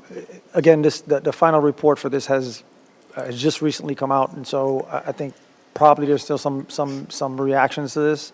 Again, I want to mention that the kind of the idea with the trees is more of an impact if we were to go with the shared use path on the north side. I do want to caveat that, as we mentioned before, this is still at the planning level. So there's a lot of unknowns in terms of right-of-way, what space we do have. And so there's a little bit more work or vetting that needs to be done from the engineering side to see if there is a way to actually implement that shared use path within the right-of-way without affecting the tree. So again, we're not necessarily saying it's off the table in terms of having that shared use path, but initially at the planning level, these are the impacts that we see. But it will be vetted once it gets to design and engineers actually look at right-of-way. I'll try to limit my questions to 2 more so others can talk first. Let me go all the way to the west end of it. And on the west end, we've got some crossings that we're establishing potentially across Edgewater or Alt 19.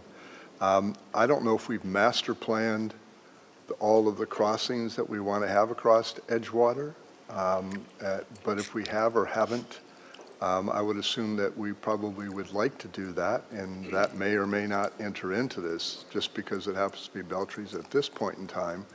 I think a lot of the people that were concerned about Beltries were less concerned about that than what they were about the speed and the efficiency of that roadway, particularly up on the more on the east side. So do we have a master plan for all of the crossings that we're going to be recommending on Alt 19?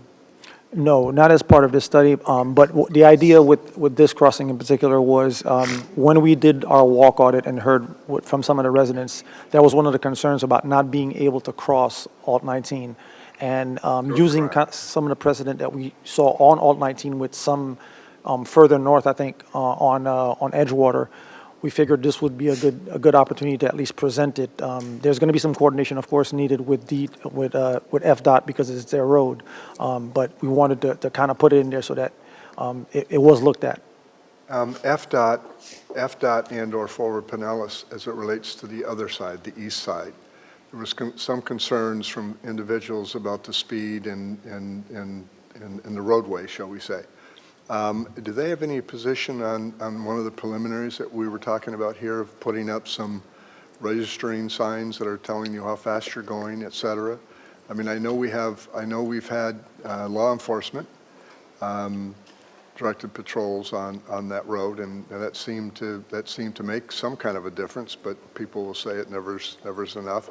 But I think some of those signs, do we have any input on that? It seems to me like that could immediately slow down some of that traffic if there is that continued issue on there. Does Forward Pinellas or does FDOT have any position on that? I kind of feel like that's maybe a city decision. It is. Yeah, okay. But, so yeah, we wouldn't be responsible, like the sign part. We can't actually implement, but we can help on different projects. So, like, we are going to be expanding one of our grant programs to expand it from just complete streets. So we're going to open it up a little bit, and, you know, maybe something like this might fall in the future. But I think it's kind of would be up to the city and sheriff and make that decision. Thank you. Thank you. Mayor, I'll let someone else ask some questions. Jeff, questions? Oh, yeah, Mayor, thank you. Just for the record, I kind of like the traffic circle, so hopefully that is not completely dead. I might have a chance to come back. I also think that shared space is a misnomer. I think the most popular shared space we have in Dunedin is the Pinellas Trail, and all that we get is frustration from both bicyclists and pedestrians because it's a shared space. So I think any opportunity you have to separate, the better. Also, bicyclists feel safer on the roads. Your microphone? Your mic. I'll start over. No, I won't do that. And also, bicyclists feel safer when it's not a shared space, right? We have separated bike lanes. Bicyclists always feel safer. And so I think that's true for both pedestrians and bicyclists in that shared space for them, that if we can separate them, the better. Also, which slide is it that shows the median? You got a small median on one of those slides. And my question is, what is the width? What's the width of that roadway from the widest part of the median to the side of the road? From the widest part of median to the side of the road. Yeah, right. You're squeezing the space for cars as a desire to slow down, right? An incentive. Correct. And so I'm just wondering what that. So I'm a little fuzzy on the details, but I know the right-of-way was enough for us to be able to provide 10-foot lanes and a 6-foot median for that space. So we wanted to make sure it was a minimum of 6 feet because that's the minimum for it to be considered a refuge for pedestrians. And so it is right now being provided as a refuge for pedestrians at 6 feet. Okay, and so I just want to take that concept, and if we only allowed that space for cars the entire length of that road, right? Because, right, if it's 6 feet for, right, was it 6 feet for passenger or for pedestrians? Correct. So we're talking about 10, and 10 is 20 minus 6. That's 12, so that's 6 foot for cars as well? Similar, somewhere around in there, I'm sorry. Right, but the idea is it's a shrinking lane for cars as a purpose to slow them down. So if we reduced each lane to that amount, would that not slow cars down?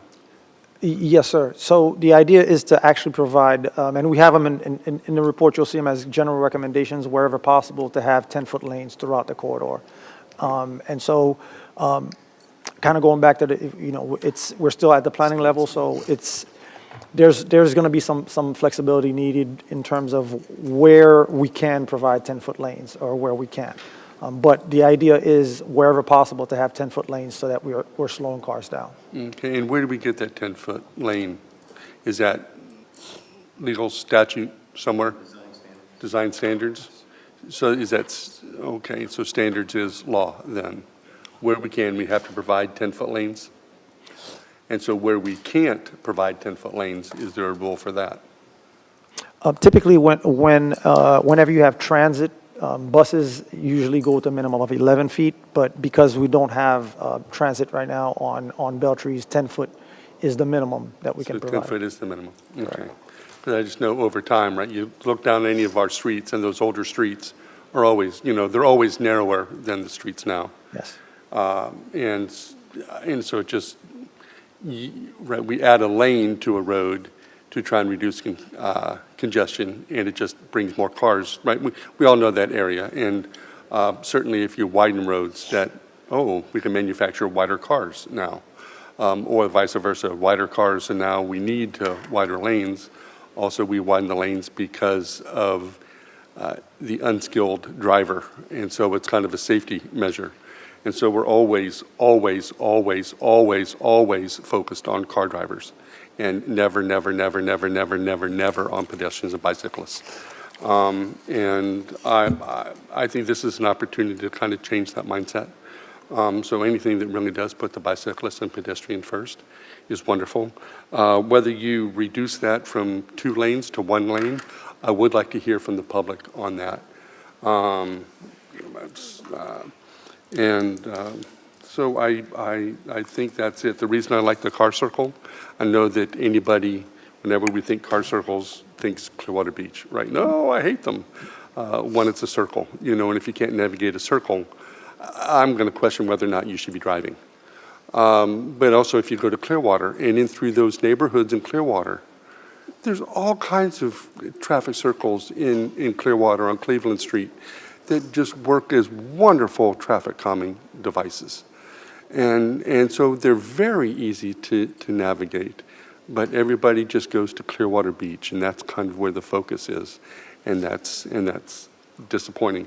But those are my comments for now. My only concern is that we say yes to this, we say yes to this, and pretty soon those alternatives that we really are questioning, right, because it's kind of a la carte, all of a sudden, well, we have to do it this way because we made a decision at a last meeting, not last from this, but somewhere along the line. I agree with you. We've missed an I agree opportunity. with that. I think we have to have a full-fledged plan. Yeah, that's put out together. So I'm uncomfortable with a la carte because I think that at some point that locks us into something we might not have wanted. But those are my comments. Thank you. Commissioner Walker, questions? Yes, ma'am. The questions and comments or just questions? No, for God's sake. Questions. Okay. We've had one public input session, maybe 2. What's the plan for the next one?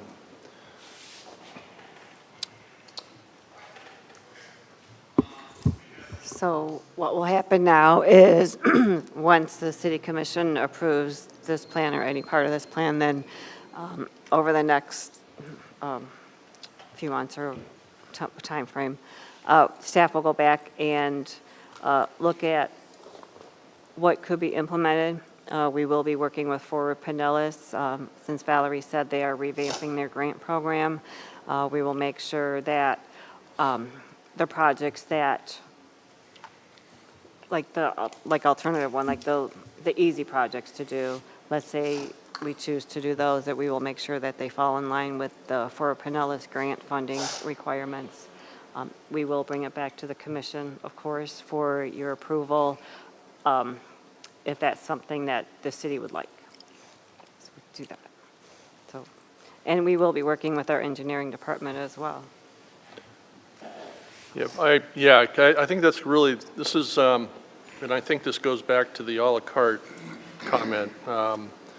There's a lot to take in here with regards to all the different alternatives. And I live right over there, and I know that my neighbors have specified a number of different opinions on this.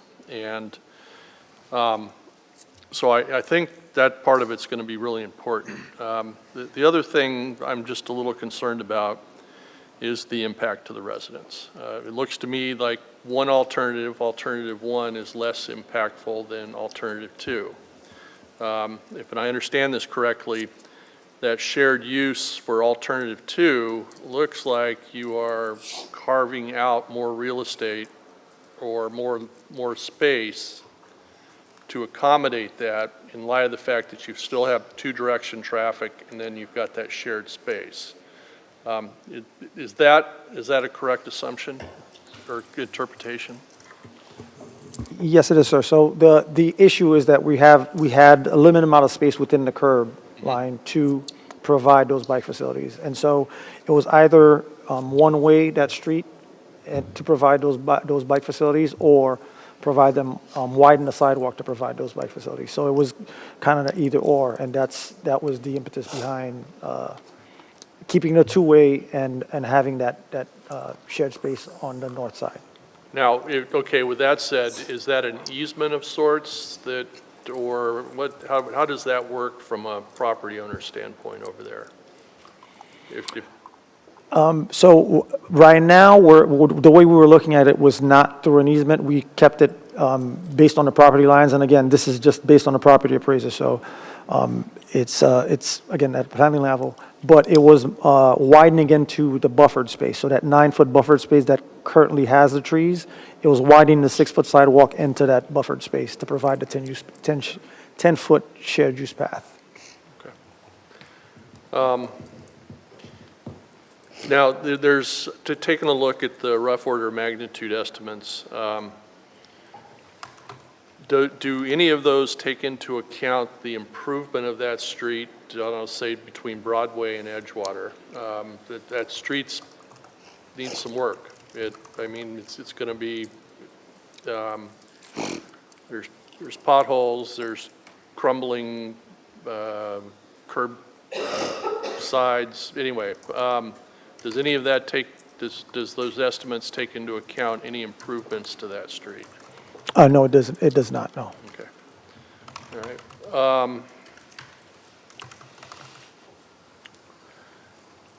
And this is the final question. It looks like alternative one and alternative two have a raised area at Broadway and Beltrees.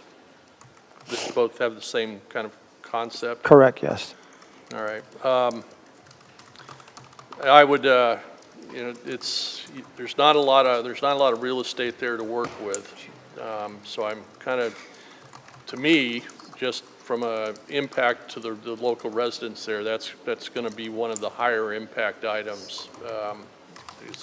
You're basically going to be shutting down, well, I'll call it a major intersection in the neighborhood, but I think you know where I'm going with that question.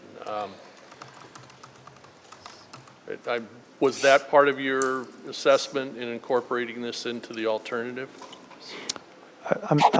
If I'm understanding your question correctly, are you talking about the maintenance of traffic during construction, or is? Yeah. Well, yeah. Yes. Well, I really can't speak to the maintenance of traffic. I think that usually whenever there is any kind of plan, whether it's resurfacing, there's going to be a maintenance of traffic plan to see how we accommodate traffic, during construction. So I think that comes at a later phase during design, which will include a maintenance of traffic plan to understand what are the impacts of traffic, where's the traffic accommodated during construction. Okay. All right. Those are all the questions I have. Okay. I have some questions. So I heard what you said about the trees. Thank you. Is there a way, right now you show the shared path on part of the road on the north side and on part of the road on the south side. Is there a way to have that shared path on one side of the road, all on the south side of the road? Or all in the north, whatever it is. Just, I prefer it on the south because of the schools on the south side. Because the change bothers me. Understood. So for the segment between Edgewater and Douglas, it might be a little trying because there's currently no sidewalk on the south side. So you would eventually be taking property in order to provide that, or Okay. moving the curb. All right, that answers my question. Yes. I think the one way is better than taking the trees, but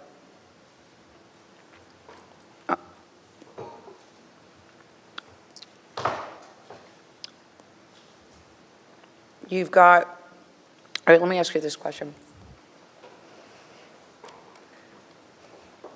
I'll give an example. We have Virginia right out here, right? And once it hits Milwaukee, everything turns into one way, and you can't go forward. Most people get it because it's been that way forever. But I do see people not paying attention going through it. Not a lot, but I do see it. Is there kind of a standard out there about doing something like that? Is there something that says don't do that? I guess it's really more the... No, there isn't. Again, we can do some enhancements to kind of make it a little bit more intuitive, have some arrows on the floor, do not enter signs. Sometimes those are accompanied with red flashers just to bring more attention to folks that are unfamiliar with the area, to let them know do not enter. But in terms of standards, no. It's more of a understanding what the impacts are in terms of one-waying a street. The reason I asked that question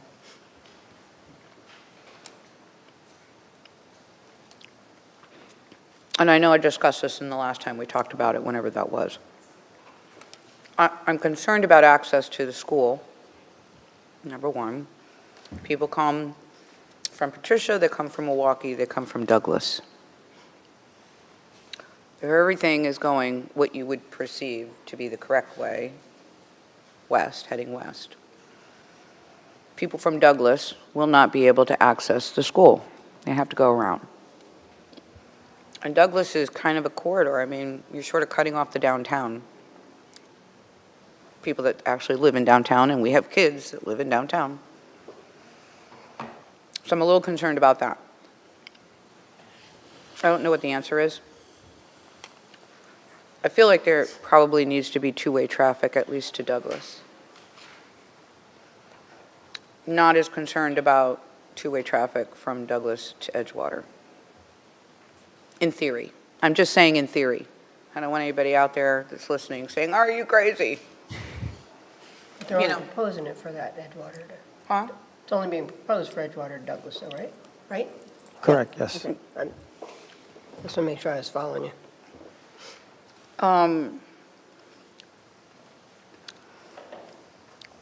If it was one way, just from Douglas to Edgewater, then we don't have to do the whole tree thing. Correct. It solves that problem. I'm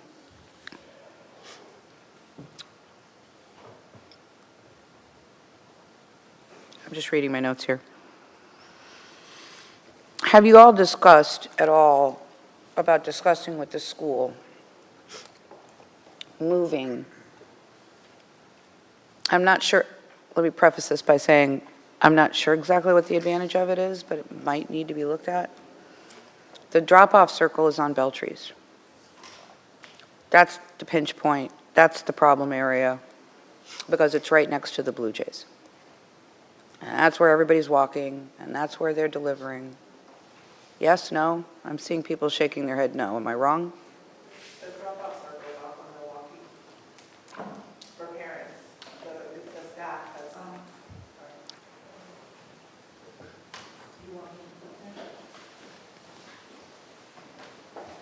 I think Nicole's speaking as a parent. I was a parent, a Curtis parent for 9 years. The parent drop-off circle is off of Milwaukee. It's the staff parking lot that's off of Beltrees.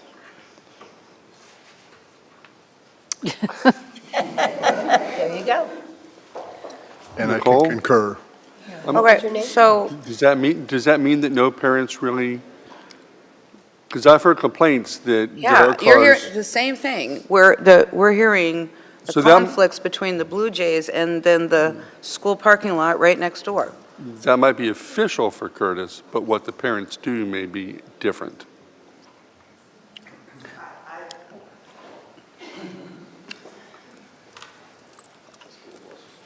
I think that's probably a communication with the school. I mean, again, I was a parent for 9 years. I never used that front lot. It's highly discouraged. There are parents that park in the Blue Jays parking lot and walk their children. That's different, so. I should not be doing that. What's that? You shouldn't be doing that. Correct. It's just been a standing thing that they've done for a very long time. And as I recall, one of the major issues, there was a lot of emails a couple years ago, right? I think that's what you're thinking about. Is the Blue Jay traffic coming in and out with people crossing the sidewalk? Yeah, it was actually a parent who was walking and biking with their kids. Yeah. It wasn't a vehicular thing. So I think they probably are using that lot on Beltrees, those parents. Yeah. Okay. Well, then scratch that question.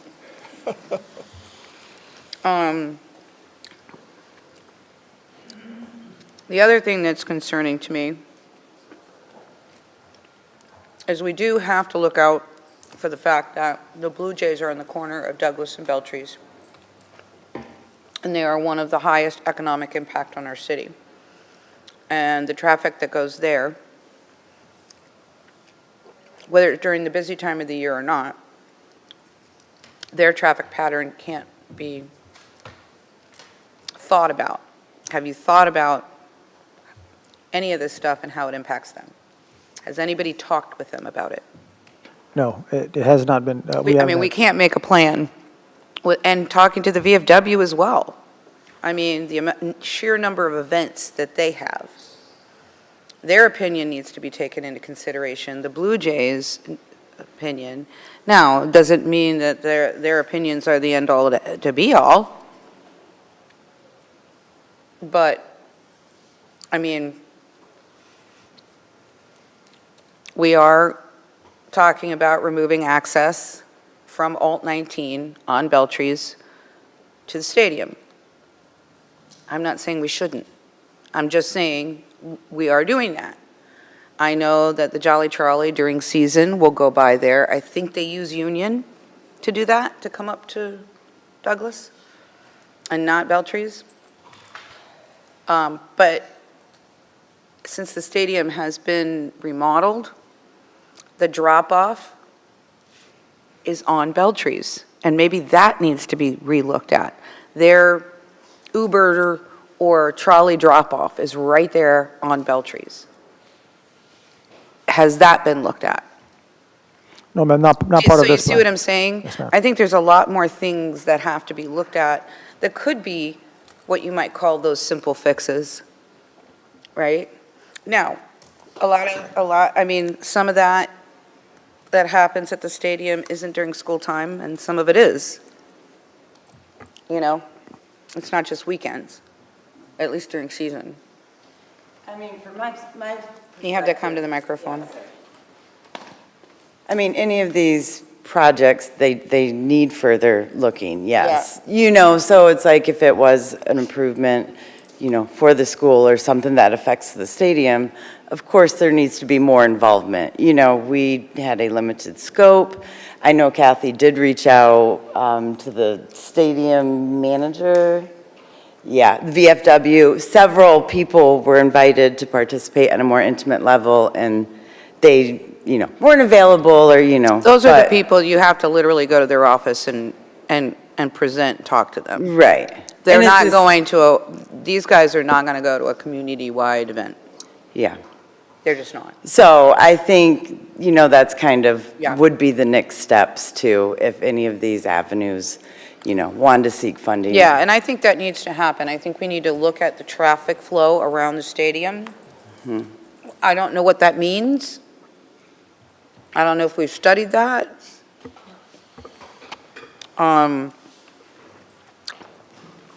But a look at it certainly would tell us maybe how we can shift it, or why something would be a problem or wouldn't be a problem.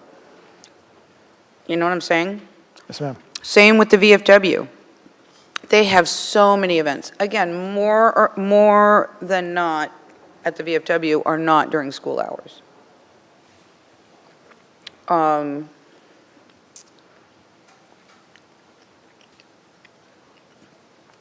But I mean, if you just look at their calendar, go online and look at the Blue Jays calendar, and then look at where it compares with the schools. I just feel like there's got to be something.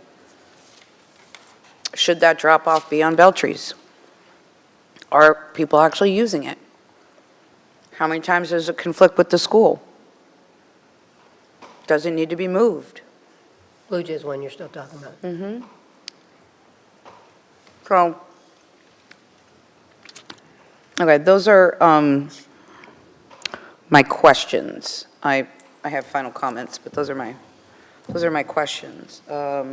Certainly would open it up to the public for anybody wishing to come forward and speak. Please.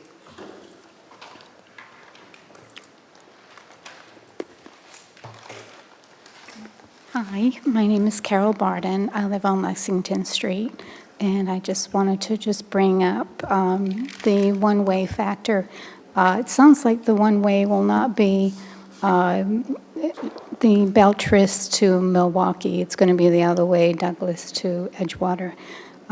Since Lexington Street is the next street over, that is a through street, because you got Plaza Drive, Helen is that way. That all kind of is in back of the library. We already are a throughway for a lot of the traffic for the spring training. We become a parking lot, which we love. We've been there so long, it's like a tradition for us. And we're very understanding of the neighbors. But my concern is, and I'm hoping that you won't consider a one-way going from Douglas to Milwaukee. It doesn't sound like you are. But then we would be seeing more traffic coming down Lexington Street. So I just wanted to bring that up to have you be aware of that we are the next throughway. And the same with going Beltris to Edgewater. The next throughway would be Orangewood. So they would probably... Would be what? I think it's Orangewood. And they would probably be seeing a lot of the off-traffic for traffic that can't go one way or the other. So those are the outside neighborhoods to Beltris. So I just wanted to bring that up, that we're becoming much more busier on our street. And so that would be something to, consider. But I appreciate that you're looking into the safety factors. Okay. Because we use that area a lot, walking and biking, and so we're in walking distance. Did you give your name and address for the record? I'm It's sorry. Carol Barden, 447 Lexington Street. Thank you. Is that Burton? Barden, B-A-R-D-E-N. So, Thank you. thank you. Anyone else? Come on down.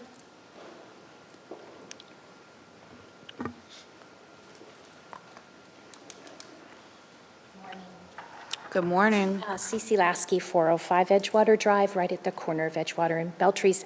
I did write about the trees, but I want to reiterate, I'm not in a panic. I just think it's counterintuitive to what we are doing with sustainability, with Tree City USA, with whatever. I don't think it's a good idea to take out trees.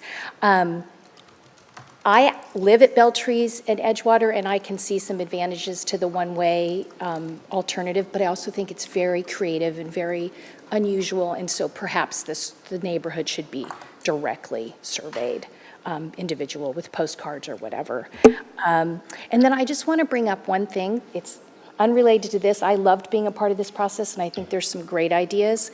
But probably last year, the Edgewater Drive Committee did recommend to the city that perhaps they try a three-way stop sign at Citrus and Beltrees to simply slow down the traffic.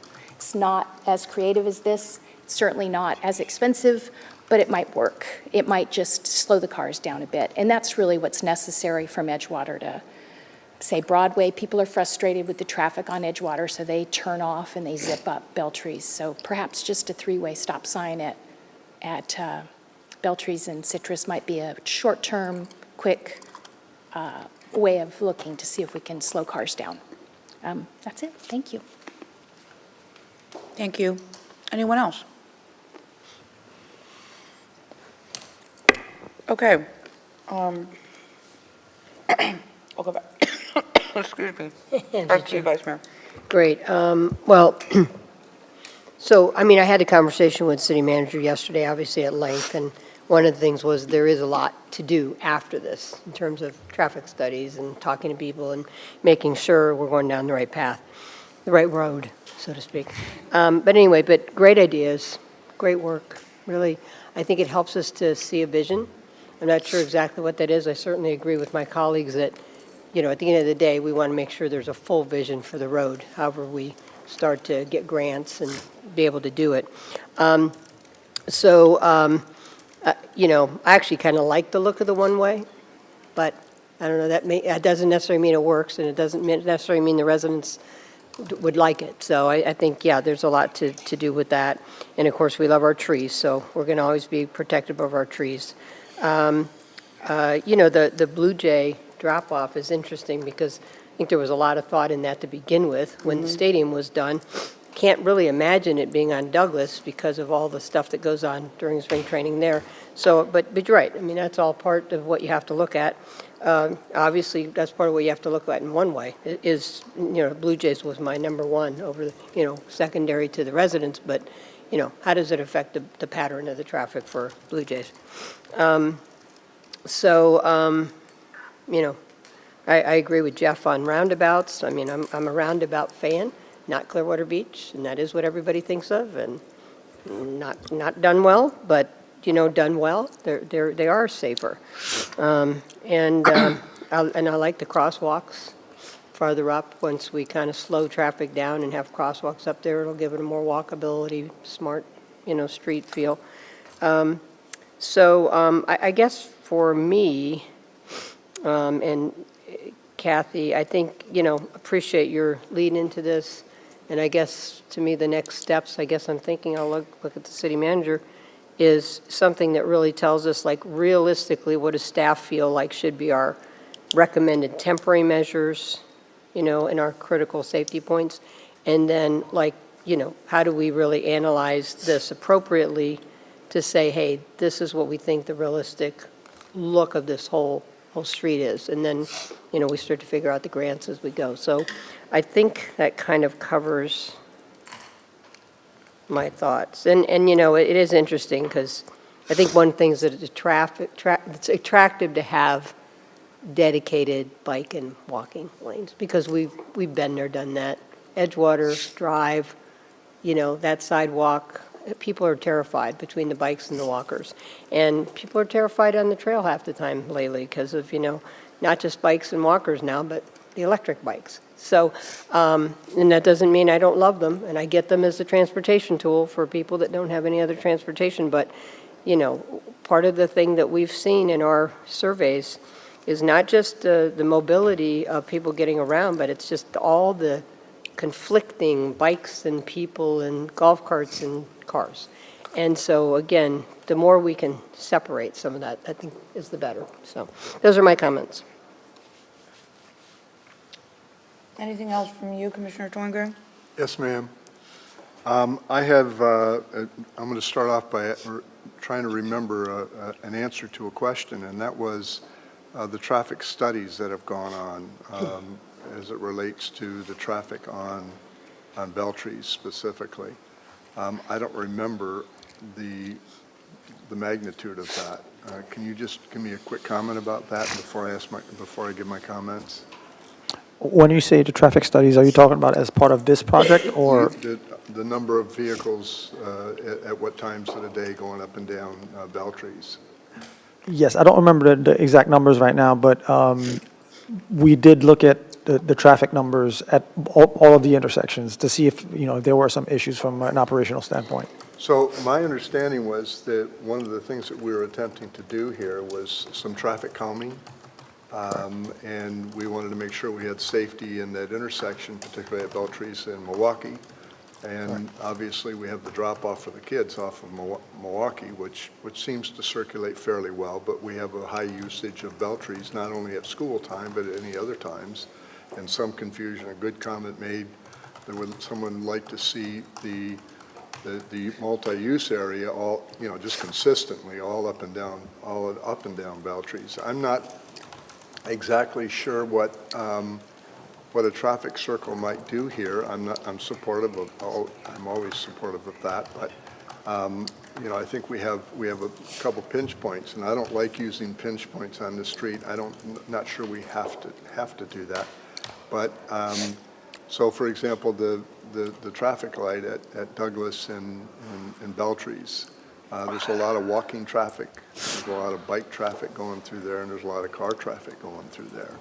And so we have that conflict that's got to be worked on. I'm not sure if any other system would do that, but also the traffic and the speed, and the people that are concerned about the speed on Beltrees. And I think maybe there are some relatively easy ways to resolve that less expensively.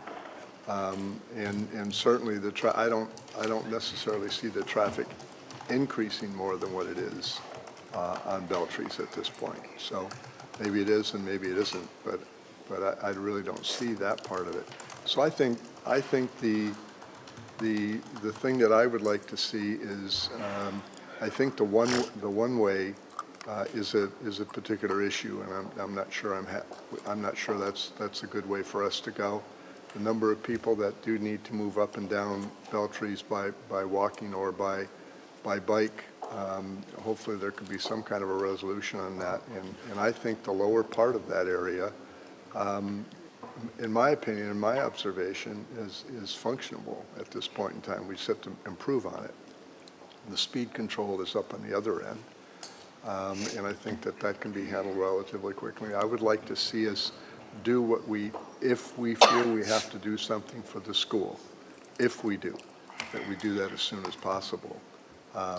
And we can always do something, so there's always some improvements that can be made there, and I would be favorable to that. I would then be favorable to taking that out to the public and saying, here's some additional information that we have, some alternatives. Maybe they're less of expensive alternatives than what we're presenting here, but that can be implemented. It can be implemented rather quickly. So that's just my input on it quick. So time is important if it comes to life. Thank you, sir. Just to answer your question about the traffic, Valerie was able to pull up the report. So between Edgewater and Douglas, it's about 1,300 vehicles a day. Between Douglas and Milwaukee, about 2,700, and about 4,600 between Milwaukee and Patricia. So as you go further east, the traffic numbers go up a little bit. As you go to east, yes, yes, absolutely. And that's where that speed is a concern. The rest of this is traffic calming. I see lots of stuff for traffic calming. I'm not sure that the necessity of that. And I don't like to see it when you don't have to have it, because it puts something in the road. It puts something in the road where somebody can hit it, use it, or abuse it, and by accident. So that's just my input. Thank you. Commissioner Gao? Oh, thank you, Mayor. Anytime we're talking about safe streets, it's a wonderful conversation to have. So thank you all for being here. Also want to make the disclaimer that by some of my comments, I'm sure I'll hear from people that I hate cars, and I really don't. You know, I think they're a necessity, we'll always have them. The idea is to create a diversified transportation system that allows residents to choose their mode of transportation. And I think too many times we just give way to cars, certainly because they're big and heavy and fast. And so when an accident happens with a car, especially if it's not another car, there's most likely a death involved. And so so I understand why we lean towards cars, but if we could start to lean towards everybody, I think we'll have a safer society in general with that. Other than that, you've kind of heard my comments. Thank you all for being here today. It's wonderful information to have. My only concern is the a la carte, and does that lock us into something that we might necessarily want, but thank you all.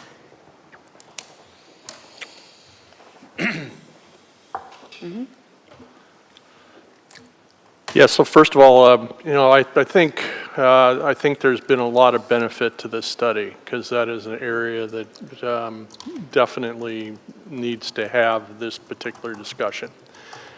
Just so I understand that how my understanding of the process, basically what's been presented is an analysis of alternatives, specifically now looking at specific grant or funding sources to achieve what we would perceive to be the priorities.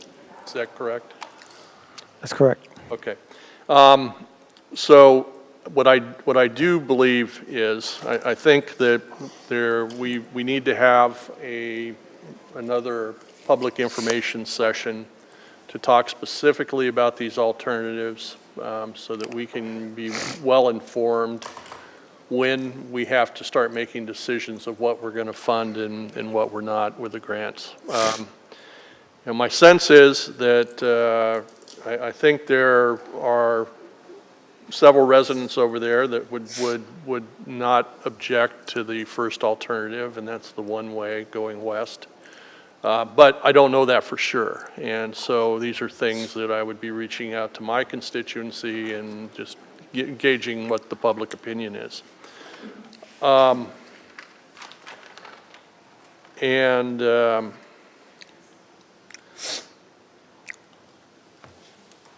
and the other thing is, and I'm just going to beat this drum just a little bit more, getting the Blue Jays and the VFW input. Again, and as the mayor said, you're going to have to go over there and visit them in their office. That's because those are two very important aspects of how we're going to make our decision, is community and then the businesses that are impacted over there. But anyway, again, to kind of underline the whole objective of this is the fact that, that there have been some safety issues associated with Beltrees. So I think this is a great discussion. But I guess what I'm most concerned about is just, it seems to be like I'm not getting a whole lot of input from the public. And I don't know if that's not, hence, I think we really need to be very open and very communicative with them. And anyway, that's all the comments I have. Thank you. Thank you. Okay. Here's what I like. These are my comments. Save trees. Like the crosswalks. Love the idea of the three-way stop, even though I know you guys are not making that as a recommendation.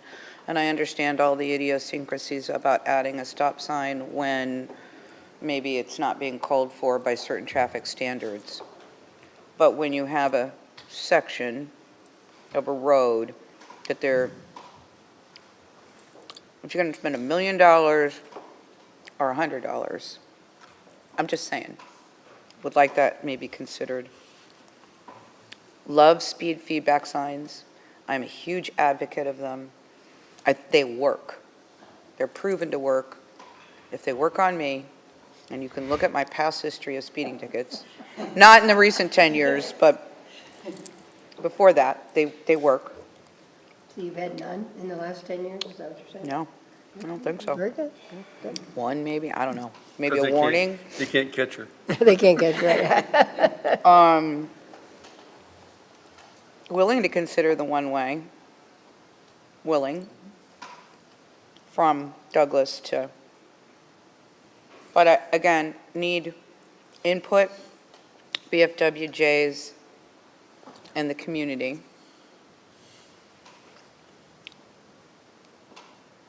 And I also think it's, really important to remember that we are dealing with an older road and a newer road that have been combined, that came from two different eras, two different times where different kind of traffic existed. And now we have a lot more usage, maybe because of how the area has developed. So sometimes some things are just the way they are, and trying to fix it to the nth degree isn't workable. But taking baby steps and fixing certain things are. So I'm not even looking at the money at this point, because I don't even feel like, I know you might say this is the final plan, I don't think it is. I think we have to keep going back at it. And I just don't feel comfortable giving consensus direction to move forward with certain things without getting the Blue Jays and the VFW. And when I say the VFW, I mean the whole group, not just their leader, and when I say the Blue Jays, I mean their whole leadership team, not just one guy. And I don't know how that gets put together, but I mean, they have insight that we don't. If it means some traffic studies, I mean, we just had spring training. It would have been the perfect time to do some traffic studies. Because my guess is on Beltrees, those numbers you gave us a little while ago, are out the door during spring training. And that has to be considered too. And I don't think we have those numbers, do we? No, we don't. Right. So how do we make a decision on an area that supplies as a direct supply to spring training, or one of 3 or 4 direct supplies to spring training when we don't have those traffic counts? And which direction are they heading? How are they using Beltrees? That to me is a huge part of this. I just don't, and we just had spring training, so to me, that's a flaw that we should have garnered. Again, I just think all those things need to happen before any decisions can be made. But you heard the things that I'm totally supportive with. I mean, I'd be fine with the 3-way stop. I like, enhancing the crosswalks. I like the speed feedback signs. Those are things I think we could do right away. Right? At least the speed feedback signs. That's so easy and it's so inexpensive. I mean, we usually have a stock of them. I'm guessing okay, I'm looking, Jorge's shaking his head. We should. Not that cheap. Well, and I mean, when we had a traffic calming program, we did have a stock of them. That's what we're looking for Kathy to create when she gets done with this. Because they're much more effective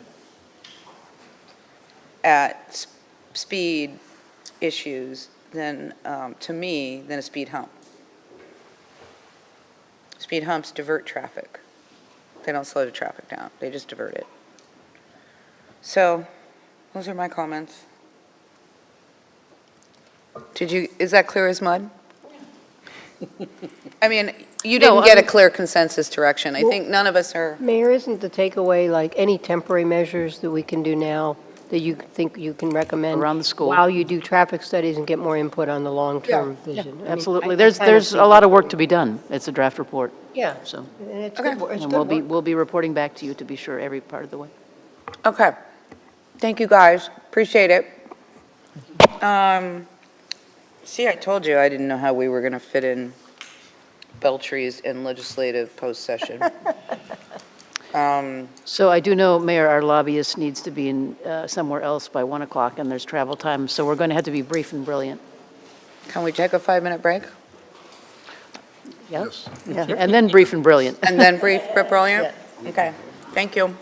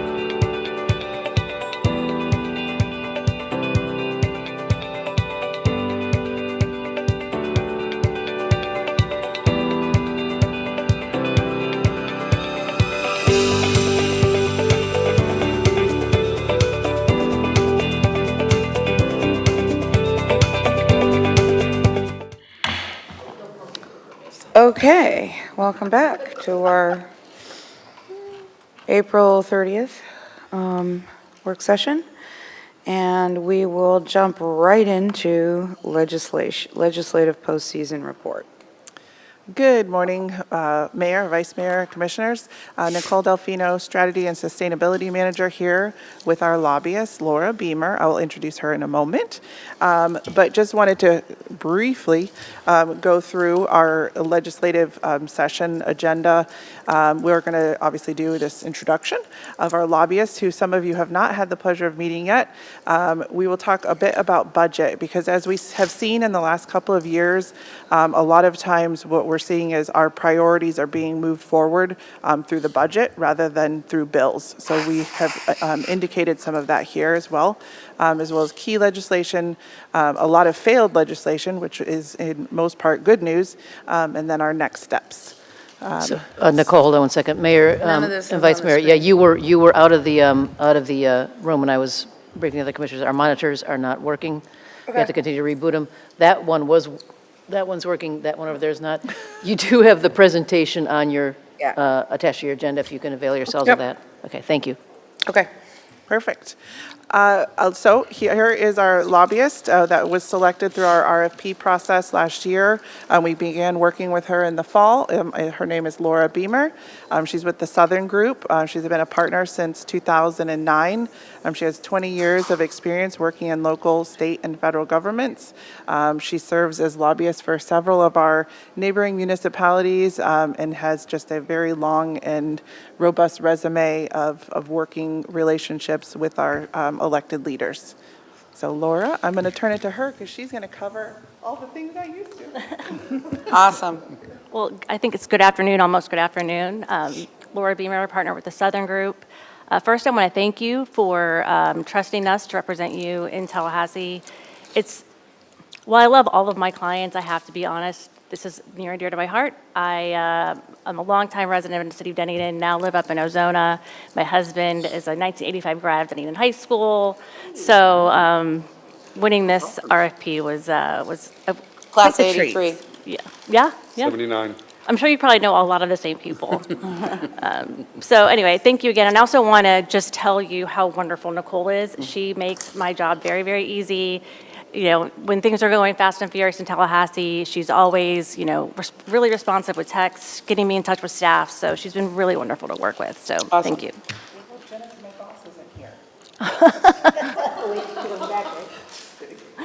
So I'm just going to start off with some session statistics.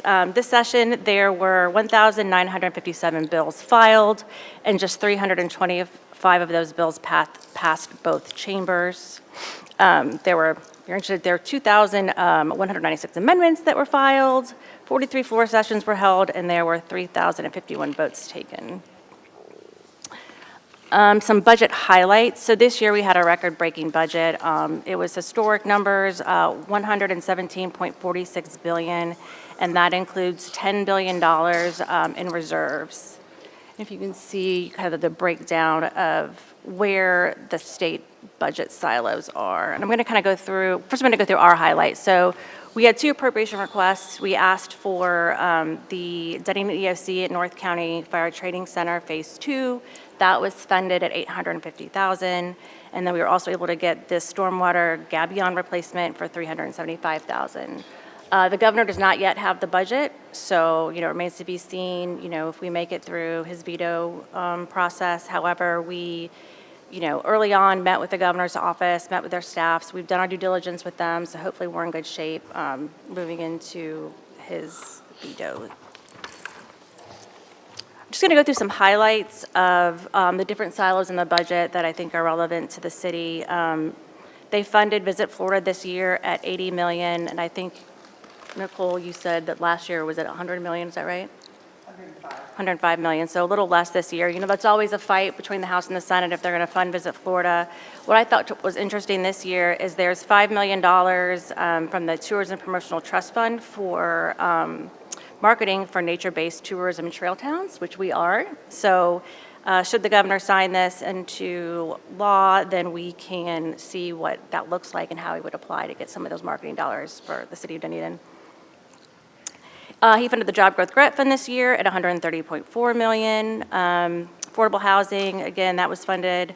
SHIP at $174 million. SAIL, which is the Apartment Incentive Loan Program, at $234 million. The new Florida Hometown Hero Housing Program, they funded that at $100 million this year. Moving on to transportation funding, the work program was funded at $13.98 billion. And then what I think is most important for us from the city perspective in applying for grant monies is what was funded in DEP's budget. So they funded the Resilient Florida Grant Program at $150 million. The Water and Wastewater Revolving Loan Program at $1.3 billion. The wastewater grant program at $135 million. And we've already had conversations with DEP staff about how we can best position ourselves to apply for those funds. And as soon as the governor signs the budget, they open the portal for us to apply. So we can apply, hopefully end of May, early June. Additionally, there was $100 million in the budget for Florida Forever and $15 million in there for the Florida Communities Trust. The cybersecurity funding, this was actually money that was budgeted in last year's budget, but they didn't spend any of the money. And so when the House and Senate went into conference, there was actually no funding in there for these grants, and we were able to convince the House and Senate to reallocate this $40 million so that local governments can apply for the grants. Do we know why it wasn't funded? Because they didn't create the grant program? It wasn't being administered effectively. Yeah. Yeah. Okay. So the affordable housing, if you guys remember last year, we passed the Live Local Act. We still haven't made it through one whole year of the Live Local Act. However, there were just some tweaks that were made, nothing real substantial to make everything a little more streamlined. I'll get to some other changes that were included in the tax package later on. But this passed early on in session, and I'm still waiting for the governor's approval. There was some conversations about taking the industrial land piece out of the Live Local Act. It was in earlier versions of the bill, got pulled out, and so we expect maybe that to come back next session. There will be a question on the ballot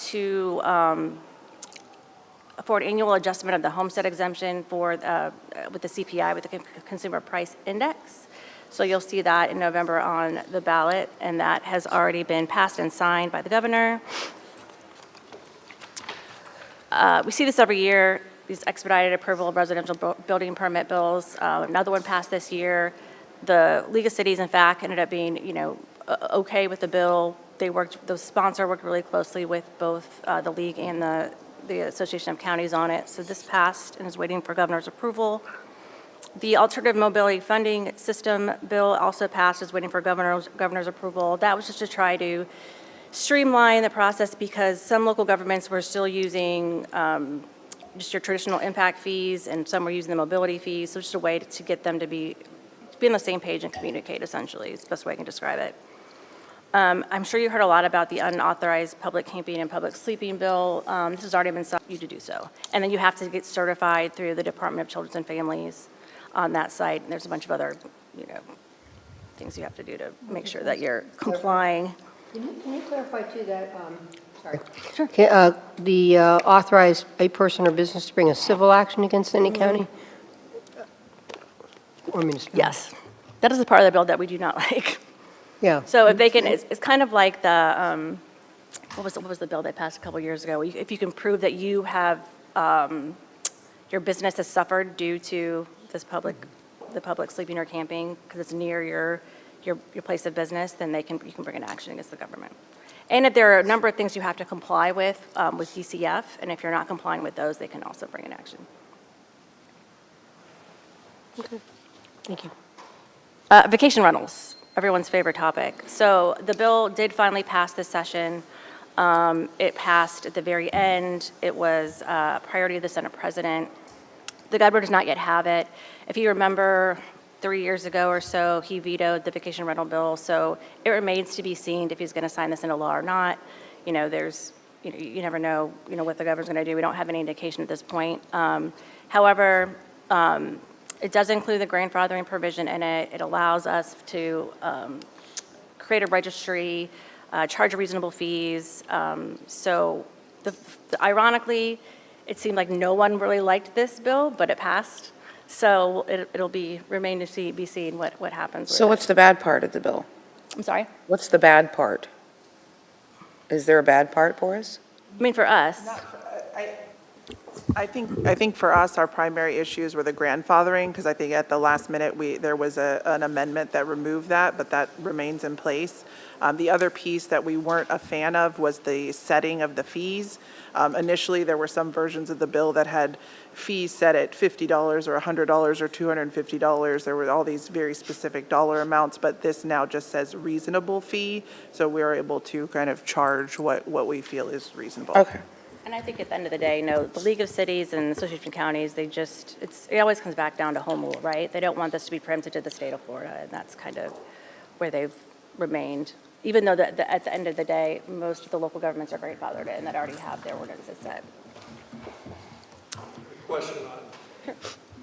Just a question on allows local government to require registration of vacation rentals. Do we have any insight into what the next steps would be? Is that something that we would enact as a city to require that? We already do. have it.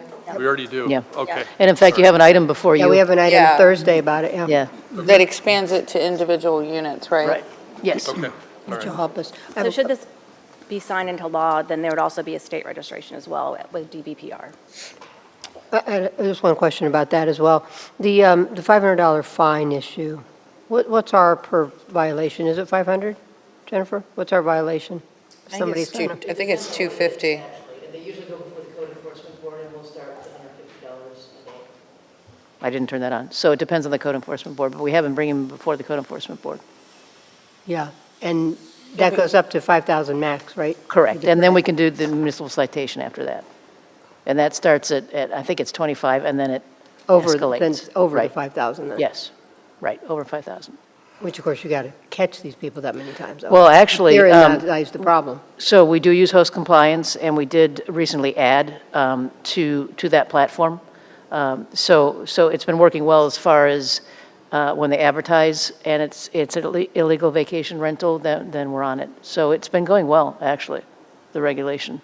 Are we going to get an update on that? Sure, I can provide That would be one. good, because I still hear a lot about violators working under the radar, so, okay, cool, thank you, sir. Well, and then I hear a lot from the people that own vacation rentals that are playing by the rules. Right, exactly. And they're mad about the people that aren't, Right. because it's taking away from their business. And I've heard the ones that weren't playing by the rules and got caught, and they were upset about it. That's good. Yeah, yeah. It's I like it. Well, somebody down the street, we'll get them. Yeah, good. That's why I want an update. I want to kind of, Yeah. Okay. Tax package? Tax package, couple highlights out of the tax package. So it reduces the sales tax rate on commercial leases from 4.5% to 2% beginning June 1st. There's 4 sales tax holidays. As always, the back-to-school tax holiday, the disaster preparedness tax holiday. There's a 1-month Freedom Month tax holiday, which is the tax holiday for recreational items, and then a 7-day tool time tax holiday for tools and equipment used in skills trades. They provided $450 million to the toll relief program, and there's a 1-year relief for residential property insurance policy holders covering the cost of insurance premium tax and the state fire marshal assessment for residential property insurance policies written between October 1st, 2024 and September 3rd, 2025 for a 12-month period. There were concerns, very big concerns for our county. Originally, the bills had language in there that dealt with our tourist development taxes. They were trying to require us to go out to referendum every 10 years, every 6 years. They wanted to prescribe how we use the funds, and we were able, at the end of the day, to get all of that language put out of the bill. There's nothing related to tourist development taxes in the tax package, which was a big win for us. Thank you, Jesus. But the residential property insurance, what is that exactly? I mean, I know what the residential property insurance is, but what's the discount? Like, is that taxed and then nobody gets taxed on it? It must be. I mean, honestly, I have to look into it, but it must be. It must be.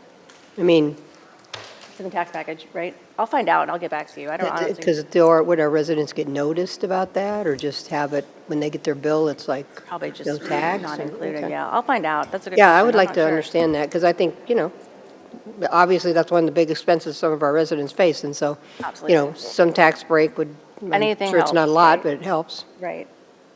So you might have read about some of these issues during session, specifically up in Pasco County. There were some issues with existing apartment complexes coming to the county and petitioning them to get pulled off the tax rolls. And so they included language in the bill that says if your county is in the published Schimberg Center for Housing Studies annual report that says that there is no need, then you can opt out of this. I don't know that we, Pinellas County really has the issue that Pasco County has with this, but it was provided in the bill to be kind of a missing middle property tax exemption. So the key legislation that failed, sovereign immunity got as far as I've ever seen it. You know, it comes back every year. It ended up dying in the House towards the end of session, so I expect that it will come back again next year. The two sponsors are still going to be in the legislature, and I know they're really passionate about trying to see the limits up to, at least to, CPI. There were two bills one was to actually eliminate the local business tax, and then it was amended to limit it, and both of those bills died. There were a couple bills that were filed to reform how cities are allowed to charge for utility rates. Those bills all died. Obviously, we talked about the tourist development tax reform. That was kind of a prescribed bill, how they wanted us to only use it for certain things. That bill died. Senator Hooper had a bill, and we expect to see it come back next year to provide for an electric vehicle license tax. So unfortunately, that did not get across the finish line, but with him in leadership next year, we expect that to come back and pass. And then there was an effort to double the homestead exemption versus the CPI, which obviously failed. And so that's why we're only seeing the joint resolution, the joint resolution, but the language on the ballot to just increase it by CPI, not double it. So what's next is we have a long break because everyone is campaigning. So we will be back in Tallahassee in November after the election. Regular session begins in March. We've already started talking to our delegation about what next year looks like. I'm really excited for the next 2 years, being that our senator that represents the city will be the appropriations chairman in the Senate, which is, exciting for us. So I think we have to think big and bold and come up with, some good items. And that is who? What's that? Hooper. Hooper, yep. We have the League of Cities Conference in August, and then we're still waiting to hear on when the legislative action days will be for next year. And with that, I will take any questions. I think we tried to do the questions in between, but Yeah. anybody have questions? Any other questions? I had two. Yeah. One was, do you know what the actual percentage increase of the state budget was overall? It was small. Year to year? It was small this year. Last year, it was small. It was like 117, almost 117 last year, and this year was like 117 point. Oh, okay, good. 46, yeah. So it was a small increase. The governor really wanted the legislature to put a good amount of money into reserves, and so that was there was a back and forth during session, and this is what they ended up with. So 10 billion. Then when the homestead issue is put on the ballot, does that go, I assume they're required to do an impact to local government? I wonder if it must have had to go in front of the Revenue Estimating Impact Conference. Yeah. I'd just be curious to see if they have a percentage impact. I mean, obviously a lot less than what they were looking at, so. I will say, I did work with Les when we were looking at the increase in or the exemption overall, and I think we were around $1 million was what our impacts were going to be. That was just kind of estimating, with what we know from Pinellas County and the homes that have the homestead exemption. You mean for the one that's going on the ballot? Not this one. The doubling one. The other Okay. one. Yeah, I was going to So say. we didn't drill down into this. Yeah, this probably is much more, Right, much less. much less, that's what I meant. Not Much more. more minimal. I just didn't finish my sentence, right? Yeah, gotcha. Okay, yeah, I think that's all I have right now. Commissioner Torba? I don't have Nothing? any questions. No questions. When will the veto process take place, do you think? No.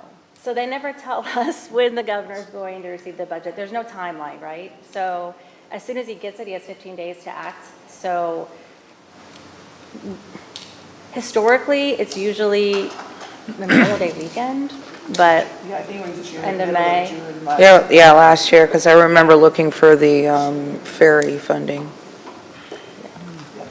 But I'll let you all know as soon as we know when he Okay. usually get tipped off beforehand. So. Yeah, okay, and that local business tax thing that failed, does that mean like a business tax receipt? Like, what we charge, what used to be Yep. occupant, whatever they used to call it.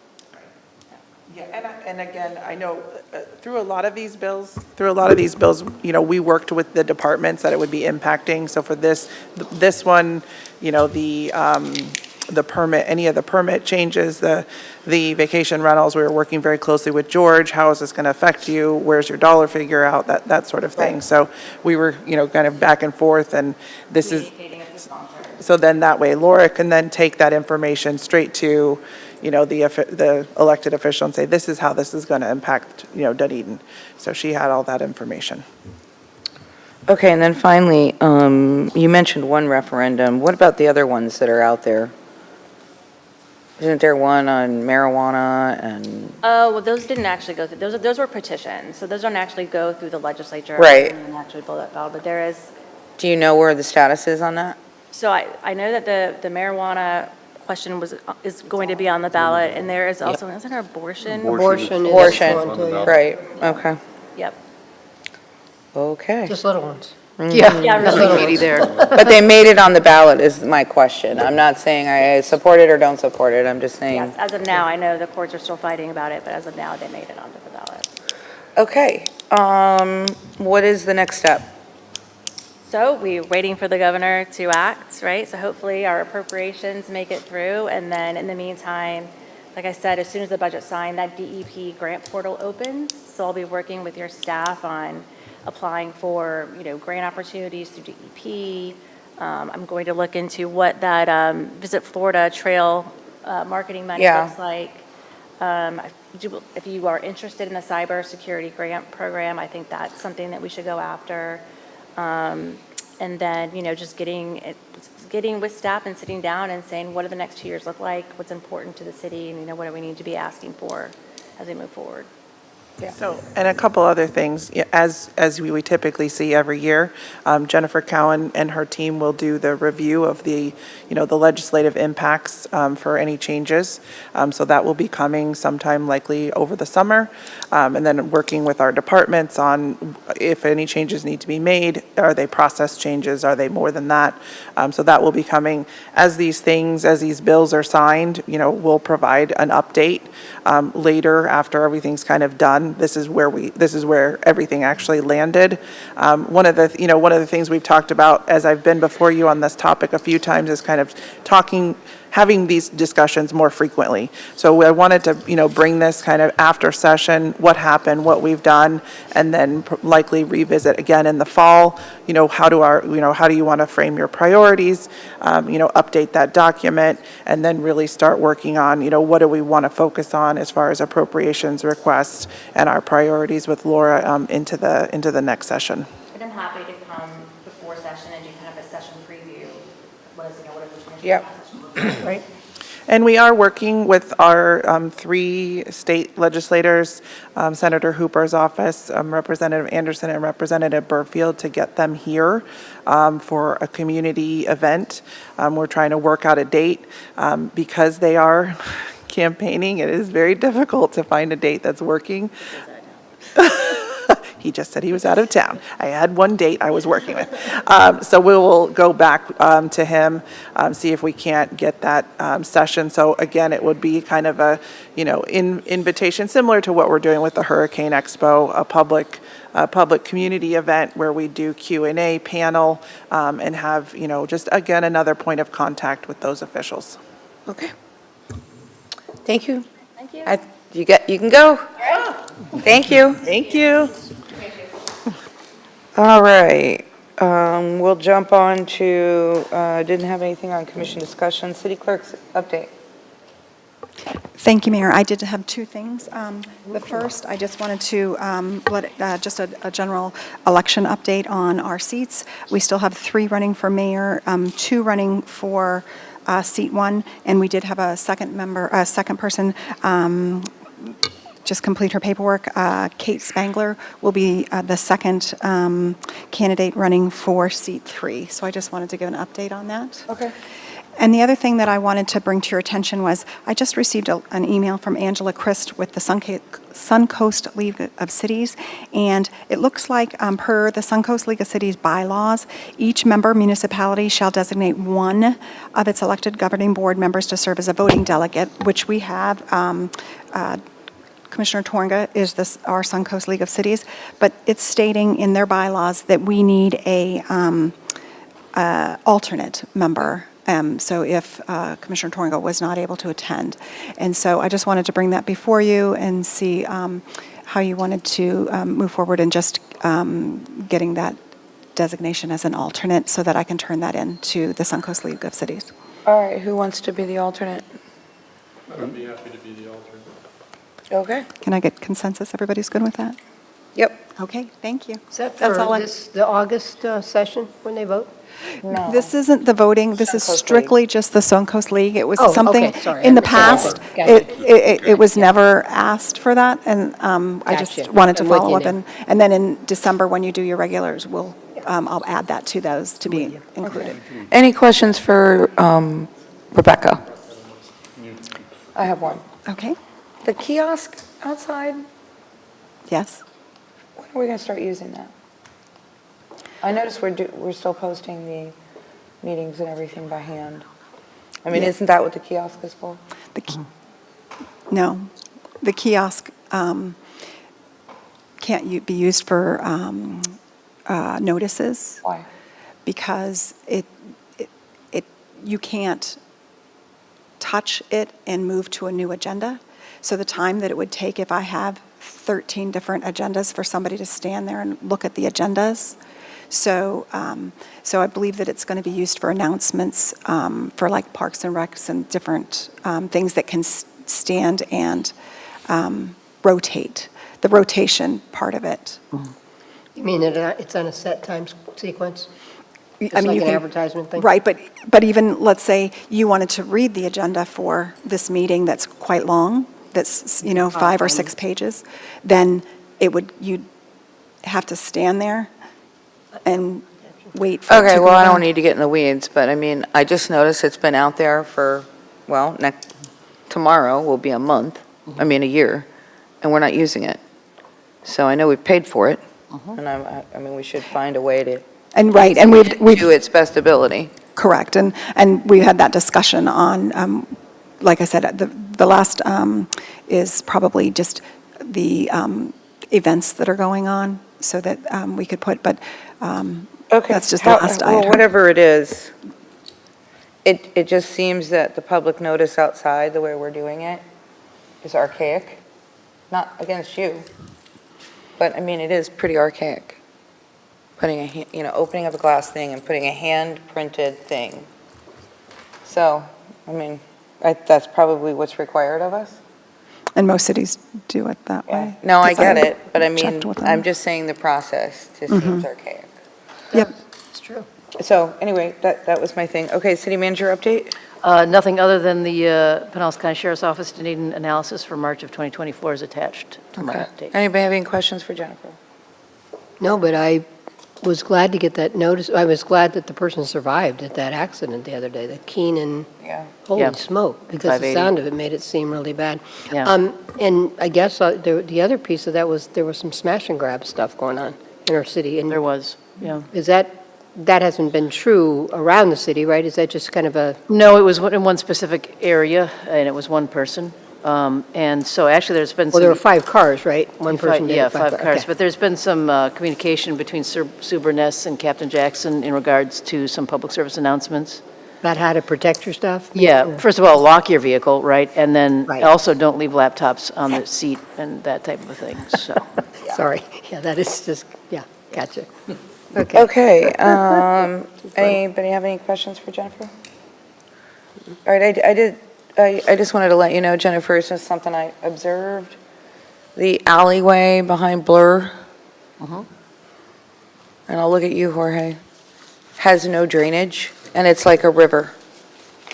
The alleyway behind Blur, that whole alleyway, there is no drainage anywhere, and it is like when I say a river, if you have a normal summer afternoon rain, last time it was raining and I was trying to walk up that alley to go to my car, I could not walk on it because the water was this deep coming down the alleyway.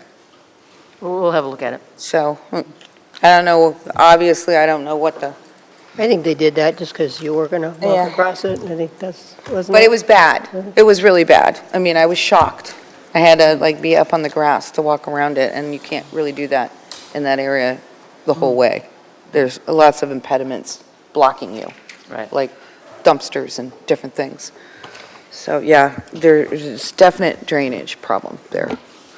Okay, city attorney update? No update. Any questions for the city attorney? Okay, and commission comments. Vice Mayor, start with you for your liaison position. No, I think quite a few of us are going to the Regency Resiliency Summit, May 8th, 9th, and 10th, mainly 9th and 10th. And then Future of the Regions Award, I think a lot of us are going to that luncheon. I think we're getting an award, so that's very exciting for Tampa Bay Regional Planning Council. So really, that's all.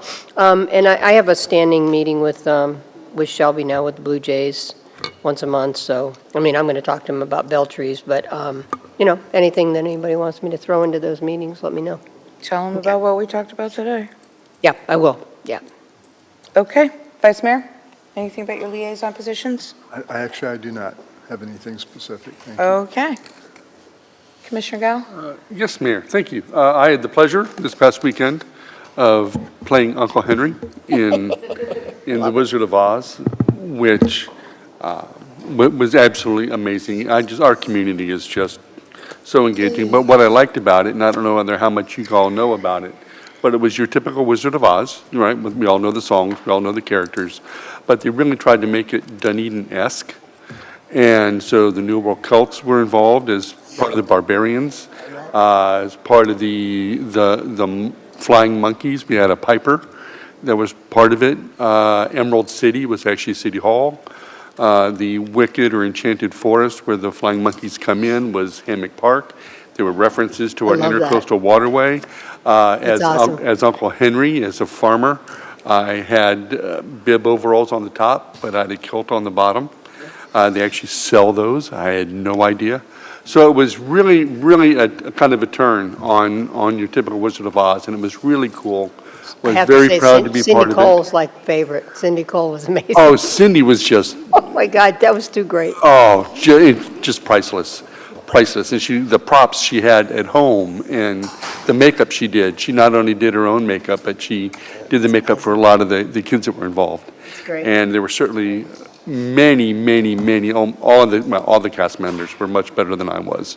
But the idea was to bring attention to performing arts and the fact that Dunedin can sustain a public theater and performing arts. And so to that end, it was just a wonderful, wonderful event. Graduation is coming up for the high school, and that is March 21st. You all should... March? May. Yeah, one of those M Is it on our months. thing? May 21st at 6 PM. May 21st. We should be receiving our invitation shortly. May 20th. And Hurricane Expo I have for that night. Yep. yeah, there's some conflict there. Okay, gotcha. Yes. But at least it'll be on the calendar, and then hopefully we'll get an Yeah, idea. I wish I would have known about that. I wouldn't have allowed Hurricane Expo to be that night. But it was already, they were trying to do it the same night as our business And after. I actually had it on my calendar for the 15th. Oh. And they said, yeah, there was a change. And so a lot of it is actually out of their hands as well. You know, Yep. you got to fit all these high schools in and Oh, what they're gotcha. doing, and It's everybody still wants at to attend Ruth everybody's. Eckerd, right? It is still at Ruth Eckerd. Okay, good. Yeah. And, I wish it was in the stadium. and Back to the old days. that is. In the old- hot It heat. is, yeah, I don't think we'll get that again, Sorry. yeah. Everybody got comfortable with AC, I think. Yeah. And last night I attended, they had their award ceremony Oh, at the high nice. school, and it is just amazing to really hear all the talented and wonderful things that are going on at the school, and the number of seniors that have just done some amazing things. And it was nice, ROTC was part of it, and sometimes they do their own, but they were part of this one, and so the Marine Corps was represented, and just so wonderful things and some of those students are doing. Certainly performing arts was involved, but culinary arts, cosmetology, and just all those areas, history was involved. So it was just really great. So congratulations to all those seniors and your accomplishments. So that's it, Mayor. Thank you. Okay. Commissioner Walker? Yes, ma'am. So the garden party was 2 weekends ago, and I have to say it was probably one of the best that I've attended. Great turnout, great venue, and just talking about, typically and characteristically Dunedin, that is an event that is that. And then I also want to back up what Commissioner Gao said. He was awesome as Uncle Henry. And That's a very liberal label. I understand right now he's shopping for an agent. But the whole cast was amazing. It was just a fun evening, and it was, have to say, it was great. Anyway, that's all I have. Thank you. Thank you. That's great. Okay.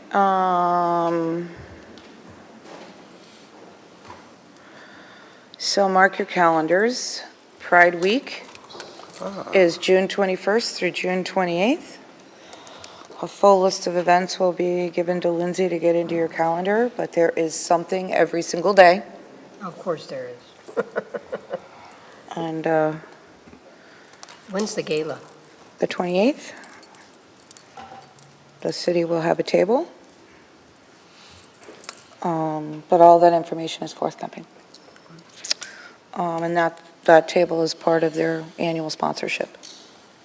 Anybody that sponsors us like that gets a table, and so there'll be other promotion as well. The city is included on all the ads, and our ads are really rock star, so I can't wait till you see them. Good. I have That's awesome. really stepped up our game. But I'll leave it at that. I just wanted to make sure you knew what those dates were, because I know if you're like me, you're planning out 2 and 3 months, and so don't leave town that week. That's Not what I'm leaving saying. town. You can pick and choose everything you want to go to, but there's, certain events that I expect all of you at. And Yeah, it was- I'll keep you posted. Just a couple of days ago, I was Googling Dunedin Pride, and it was Dunedin Pride 2024. I went, oh, how cool, it's already up there. So I went to it. Yeah, it was New Zealand. Well, I believe, my hope is that the social media will go out Friday while I'm out of town. That's what I'm frantically working on today. It is going into Creative Loafing. We already sent it in, so it'll be in their May issue, which I believe drops Friday. It'll be going in Watermark, same thing, and it'll be going in the Beacon. These are all half-page ads. Beacon, I think, might be a little bit later in May, mid-May. Well, I will tell you, I've noted that, and I'm not sure if I recall who it is, but the new head of the chamber is working her butt off. But, there's so many pieces that go through to this. We have to have the back-end registration available when the ads go up. So that's what everybody's frantically working on, is the registration system. That'll all be done through the website, and you'll see. I think you'll be very happy. If I have time this afternoon, I'll send you guys what the ad looks like, but the City of Dunedin is definitely on it as one of our title sponsors. So thank you for that. I want to thank Vice Mayor for filling in for me while I was sick with COVID a couple weeks ago. I mean, I've had it a couple of times, but just never had symptoms. This was the week the symptoms hit. Like, nobody can escape it completely. It's going to get you at one point or another. I know Jorge had it. Sorry if I'm giving up your personal health information.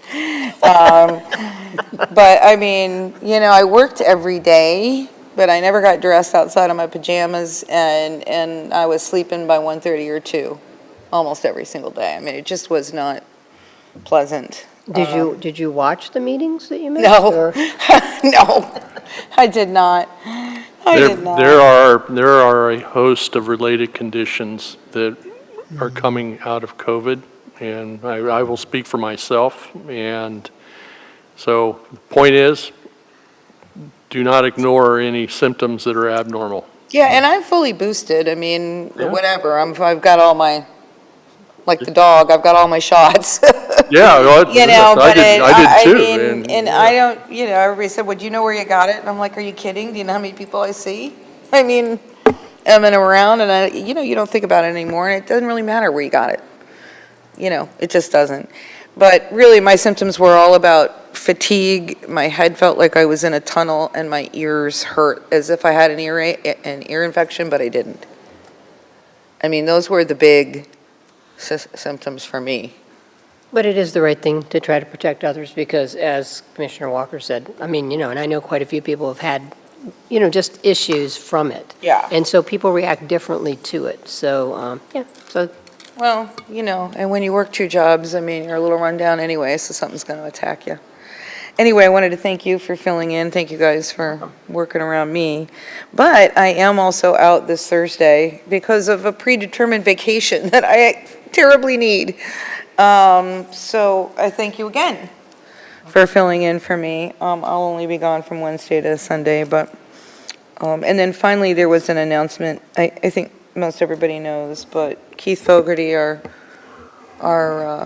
old facilities person, is, in dire straits. And again, I won't get into that, but just want you to keep him and his family in his prayers. And, I've asked Lindsay to send a plant, and then we'll stay on top of further actions that are he going to worked be. for the city like 40 years, right? Yeah. I mean, Yeah. you know exactly what it's total, but Huge thing. huge impactor to Yeah, and so, he's not doing well. stormwater fees started with Keith, Maybe that's not what he wants to be remembered for, but. No, but it was the best thing ever. Right. That because we were- happened. yeah, Yeah. exactly. So that Ahead was of that something, curve. I just, I won't be here to keep all the information going, so if anybody hears information, please share. I would appreciate if at your prayer on Thursday, if you say something depending on what his situation is. And we don't know what it will be on Thursday, so I'm sure Jennifer can keep you posted. That's all I have right at the moment. Everything's normal with Forward Pinellas. Still working on all the same things, so. Okay. If that's everything good for the order, we are out, 2 minutes Oh, look past. at that.